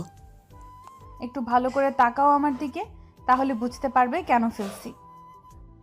তখন আমি একটু তাকিয়ে দেখি কোমরে অনেকগুলো দাগ, কিসে জানি, হয়তো পিঠেও আছে আরও। তখন আমি অবাক হয়ে বললাম, এগুলো কিসের দাগ? তোমাকে কিছু সত্যি কথা বলতে এখানে নিয়ে আসছি, কারণ আমি আর পারছি না। 2টা বছর ভালোবেসে কষ্ট সহ্য করছি, আর পারছি না আমি। কি বলো? তুমি কি জানো নীলা কেন তোমার পিছু ছাড়তে বাধ্য হয়েছে? আমি সেটাই ভাবছিলাম, কি করে আর নীলা বিরক্ত করা ছেড়ে দিবে বলল। তুমি একবার চিন্তা করছো নীলার আব্বু আম্মু কেন তার পরের দিন আসেনি? কেন আসেনি একটু বলো তো, কারণ কি এগুলোর? আমি মামাকে দিয়ে থ্রেট দিয়েছি যাতে তোমার বাসায় না যায় বিয়ের কথা বলতে। আমি তো অবাক হয়ে গেছি শুনে। তখন মায়া আবার বলতে শুরু করলো, নীলা সেদিন সত্যিই আমায় তুলে নিয়ে গিয়েছিল মারতে। আমরা সেদিন গিয়েছি দুর্জয় ভাইয়ের সাথে কথা বলতে, কিন্তু উল্টো আমাদের তুলে নিয়ে গেল। ভাগ্য ভালো অহনা লুকিয়ে দুর্জয় ভাইকে ফোন করেছে, কারণ লোকগুলো ছিল দুর্জয় ভাইয়ের। আমি বলেছি ফোন করে আমার কথা বলতে দুর্জয় ভাইকে। আর একটা কথা, তোমাকে ভাগ্নি যে বলল সেটা নীলা না, আমি তার ভাগ্নি, কিন্তু আপন না। সেদিন সে আমায় বাঁচিয়েছে। নীলাকে সেদিন সে অনেক হুমকি দিয়েছে, মেরে ফেলতে চেয়েছে, কিন্তু তা না করতে তোমার মুখ থেকে শুনতে চেয়েছি তুমি কাকে ভালোবাসো। তারপর তো তুমি বললে আমায় ভালোবাসো। আমাদের হসপিটালে পাঠিয়ে নীলাকে বাসায় দিয়ে এসে হুমকি দিয়েছে যাতে তোমার পিছনে না ঘুরে। তুমি যখন বাসায় দিয়ে আসলে তখন আমি আব্বু আম্মুকে সব খুলে বলে দিয়েছি তোমাকে ভালোবাসি, আর আব্বু তখন অনেক রাগ করে। সেখানে তোমার আম্মু ছিল, অহনা চলে গিয়েছিল। বিশ্বাস করো, আব্বু লাঠি দিয়ে অনেক মারছে এর জন্য, কারণ আমরা চাচাতো ভাই বোন বলে। অনেক মারছে, এই দাগগুলো সেগুলো আরও আছে পিঠে। সেদিন আব্বু 2বার মারছে আমায় রাগে, কিন্তু আমার একটুও কষ্ট হয়নি জানো, কারণ এই কষ্ট কিছুই না তোমাকে পাওয়ার জন্য। আমি আরও কষ্ট পেতে রাজি আছি, কিন্তু তোমাকে হারাতে রাজি নই। আরেকটা কথা কি জানো, আম্মু আগেই জানতো আমি তোমাকে পছন্দ করি, কিন্তু কিছু বলতো না। সেদিন আম্মুও আমায় সাথে মারছে। তোমার আম্মু না থাকলে মৃত্যু হতো সেদিন, তোমার আম্মু বাঁচিয়েছে। আর কিছু খেতে দেয়নি জানো, সারা রাত কান্না করছি। তোমার আম্মু বুঝিয়ে গেছে তাই আর মারেনি রাতে। এখন বলো আর কি করতে হবে তোমাকে পেতে? নীলার হাতে মার খেয়েছি যে আব্বু আমায় কোনো দিন গায়ে হাত তোলেনি, গতকাল আমায় লাঠি দিয়ে মারছে 2বার। সাথে আম্মু আর কত মার খেতে হবে, আর কত কষ্ট সহ্য করতে হবে বলো তোমাকে পেতে? আর পারছি না আমি, প্লিজ আর কষ্ট দিও না। এখন মেরে ফেলতে পারো কষ্ট না দিয়ে। তুমি জানো তোমাকে ছাড়া আমি এক মুহূর্তের জন্য ভালো থাকতে পারি না, হাসতে পারি না, খেতে পারছি না, ঘুমাতে পারছি না। যখন তুমি কাছে থাকো তখন আমার চেয়ে খুশি এই পৃথিবীতে আর কেউ হয়তো হয় না। প্লিজ, তোমায় ছাড়া আর থাকতে পারছি না, আর কষ্ট নিতে পারছি না, একটু বুকে টেনে নাও। মায়া তখন কথাগুলো বলল, আমি নিশ্চুপ হয়ে শুনছিলাম। মায়া কথাগুলো বলেই কান্না করতে লাগলো। আমি কি বলবো বুঝতে পারছি না, মাথা কাজ করছে না। সত্যি তো, আমি তোর ভালোবাসা বুঝতে পারলাম না। পাগলের মতো ভালোবাসে আমায়, আর আমি তার ভালোবাসা বুঝতে পারছি না। হোক না সে চাচাতো বোন, তাতে কি হয়েছে? যদি সত্যি ভালোবাসা থাকে তাহলে কি, জীবনে তো এমনই একজন মানুষ প্রয়োজন। মায়া বসে বসে কান্না করছিল। তখনই আমি গিয়ে উঠিয়ে চোখের পানি মুছে বললাম, আমি জানি না কেন তোমার ভালোবাসার সাড়া দিতে পারছি না। হয়তো চাচাতো বোন ভাবছি বলে তাই পারছি না, কিন্তু বিশ্বাস করো, তোমার প্রতি কেমন জানি একটা ফিলিংস আছে আমার। তুমি দূরে থাকলে কেমন জানি একটা শূন্যতা অনুভব করতে পারি। জানি না এটাকে কি বলে, হয়তো ভালোবাসা এটাই বলে। তোমার সত্যিকারের ভালোবাসার কাছে আমি হেরে গেছি। এখন আর চাচাতো বোন নয়, বউ হিসেবে দেখতে চাই আমার, হবে আমার বউ। তখন মায়া এটা শুনে খুশিতে জড়িয়ে ধরে কান্না করে বলল, হুম, আমি রাজি আছি তোমার বউ হতে। তখন দরজার বাহির থেকে কাশি দিল আর হাততালি দিতে লাগলো। তাকিয়ে দেখি মায়ের খালা আর তার ছেলে মেয়ে দাঁড়িয়ে আছে। দরজা খোলাই ছিল, তারা কখন যে সে দেখছিল খেয়ালই করা হয়নি। তখন মায়ের খালা বলল, এর চেয়ে ভালো রোমান্টিক দৃশ্য আর হতে পারে না। বাবা, তোমাদের কাহিনী শুনে আমি নিজেই কেঁদে দিয়েছিলাম একটুর জন্য। তখন তার মেয়ে ঝুমুর বলল, আম্মু আমিও। তাহলে আর দেখা দেখি কি, কাজে এখনই রাখছি। গিয়ে কাজী সাহেবকে বলে আয়। কিন্তু এখন কি সবাইকে না জানিয়ে বিয়ে করা ঠিক হবে? শোনো, যদি তোমরা বিয়ে করে ফেলো তারপর বাসায় যাও তাহলে কিছু হবে না, কারণ মায়া তো আগেই বলে দিয়েছে যদি তোমাদের সবাই তাড়িয়ে দেয় তাহলে আমার কাছে থাকবে এসে। ঠিক আছে? বিশ্বাস রাখো, সবাই মেনে নেবে। ঠিক আছে। কিরে মায়া, কথা বল। দেখলি, লজ্জায় একেবারে শেষ। মায়া লজ্জা পেয়ে আমার বুকে মুখ লুকিয়ে রাখলো। তখন মায়ের খালা বলল, তুমি কি জানো মায়া কেন এখানে নিয়ে এসেছে? তোমাকে বিয়ে করার জন্যই আসছে। তাই তো তখন আমি জিজ্ঞেস করছিলাম বাকি লোক কোথায়। এই সেই ছেলে। তখন আমি অবাক হয়ে বললাম, কি বলছেন? কিন্তু কোন লোকের কথা বলবেন? আরে দুর্জয় ভাই না, কি এর নাম, তার কথা বললাম। মায়া বলছে আসবে, তাই জিজ্ঞেস করলাম। ও আচ্ছা, ঠিক আছে। কিরে মায়া, এখন তো আয়, কাজ আছে অনেক, পরে সময় পাবি অনেক। তুমি যাও, আমি আসছি। তারপর মায়ের খালা চলে গেল আর মায়া তখন বলল, আমি তাহলে যাই এখন, পরে আসবো, তুমি বসে থাকো। ভাবছি কি আব্বু আম্মুকে বলবো। সমস্যা নেই, আগামীকাল আমরা চলে যাব, তখন গিয়ে একেবারে বলবো। ঠিক আছে, তাহলে তাই হবে। তারপর মায়া চলে গেল আর আমি বসে রইলাম। সন্ধ্যায় কাজে নিয়ে আসলো। আমি জাহিদকে ফোন করে সব বলে দিয়েছি, তাই জাহিদ এখানে আসছে। সাথে আমার আরও 2 বন্ধু আসলো। ফাহাদ আর সাব্বির আসার সময় শাড়ি আর আমার জন্য পাঞ্জাবি নিয়ে আসলো। তারপর কাজী বিয়ে পড়িয়ে চলে গেল। তখন আমি আর সব বন্ধুদের নিয়ে আড্ডা দিতে লাগলাম বাইরে। তখনই আম্মু কল দিল। ফোন রিসিভ করার পর বলল, কিরে আজ বাসায় কি আসবে না? না আম্মু, আমরা মায়ের খালার বাসায় আসছি, আগামীকাল আসবো, আজ আসতে দিল না। ঠিক আছে আয়। আর একটা কথা, তোর চাচার সাথে বসে আমরা একটা সিদ্ধান্ত নিয়েছিলাম।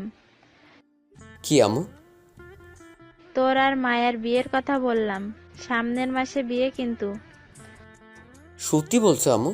কিন্তু কি? কিন্তু তুই তো সেখানে গিয়ে বিয়ে করে ফেললি শুনলাম, আমাদের না বলে। ঠিক আছে আয় বাসায়, তারপর দেখাচ্ছি। আম্মু, তুমি কি করে জানলে? মায়া আর তোর বন্ধুরা বলছে। এই বলে ফোন কেটে দিল আম্মু। যাক, চিন্তা নেই, আম্মু তো রাজি আছে, সবাই রাজি আছে, কিছু মায়ের খেলে কিছু হবে না। তখন জাহিদ বলল, দেখলি তোর পরিবার সবাই রাজি। আমি আগেই বলেছিলাম তোরা রাজি থাকলে পরিবার কিছু বাধা দিতে পারবে না। ঠিক বলেছিস। তারপর আরও কিছু আড্ডা দিয়ে চলে আসলাম বাসর ঘরে। রুমে এসে দেখি মাত্র 10টা বাজে। গ্রাম তো, তাই সময় যেতে চায় না। মায়া ঘোমটা দিয়ে বসে আছে। তখন আমি দরজা বন্ধ করে কাছে আসার পর মায়া খাট থেকে নেমে সালাম করে বলল, চলো এখন শুরু করা যাক রোম্যান্স। এত জলদি না, একটু পর। আগে বলো, তুমি আম্মুকে সব বলছো কেন? আরে আমায় ফোন করে বলেছে তোমার আম্মু আমাদের বিয়ে ঠিক করেছে, কারণ আমি সকালে রাগ করে বাসা থেকে এসেছি, তাই আম্মু আব্বু সবাই কথা বলে ঠিক করেছে, তখন আমি বলে দিয়েছি। যাক, খুব ভালো কাজ করছো, চিন্তা কমিয়ে দিলে। তখন মায়া আমায় খাটে ধাক্কা দিয়ে ফেলে দিল আর বলল, হয়েছে, অনেক দিন ধরে আদর করতে পারি না, আজ সব আদর করব। আর একটা কথা, আমার 2টা বেবি লাগবে কিন্তু তোমার মতো। ঠিক কি আর করা, একটু কষ্ট বেশি করতে হবে, আমার সিনিয়র বউ। চলো শুরু করি তাহলে।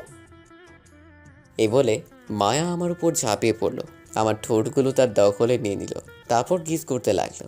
তারপর না, আর বলবো না, লজ্জা করে। আর বেশি গভীরে গিয়ে লাভ নেই, বাকিটা ইতিহাস। এই ইতিহাস জানতে হলে বিয়ে করে বাসর ঘরে যান, তাহলেই জানতে পারবেন।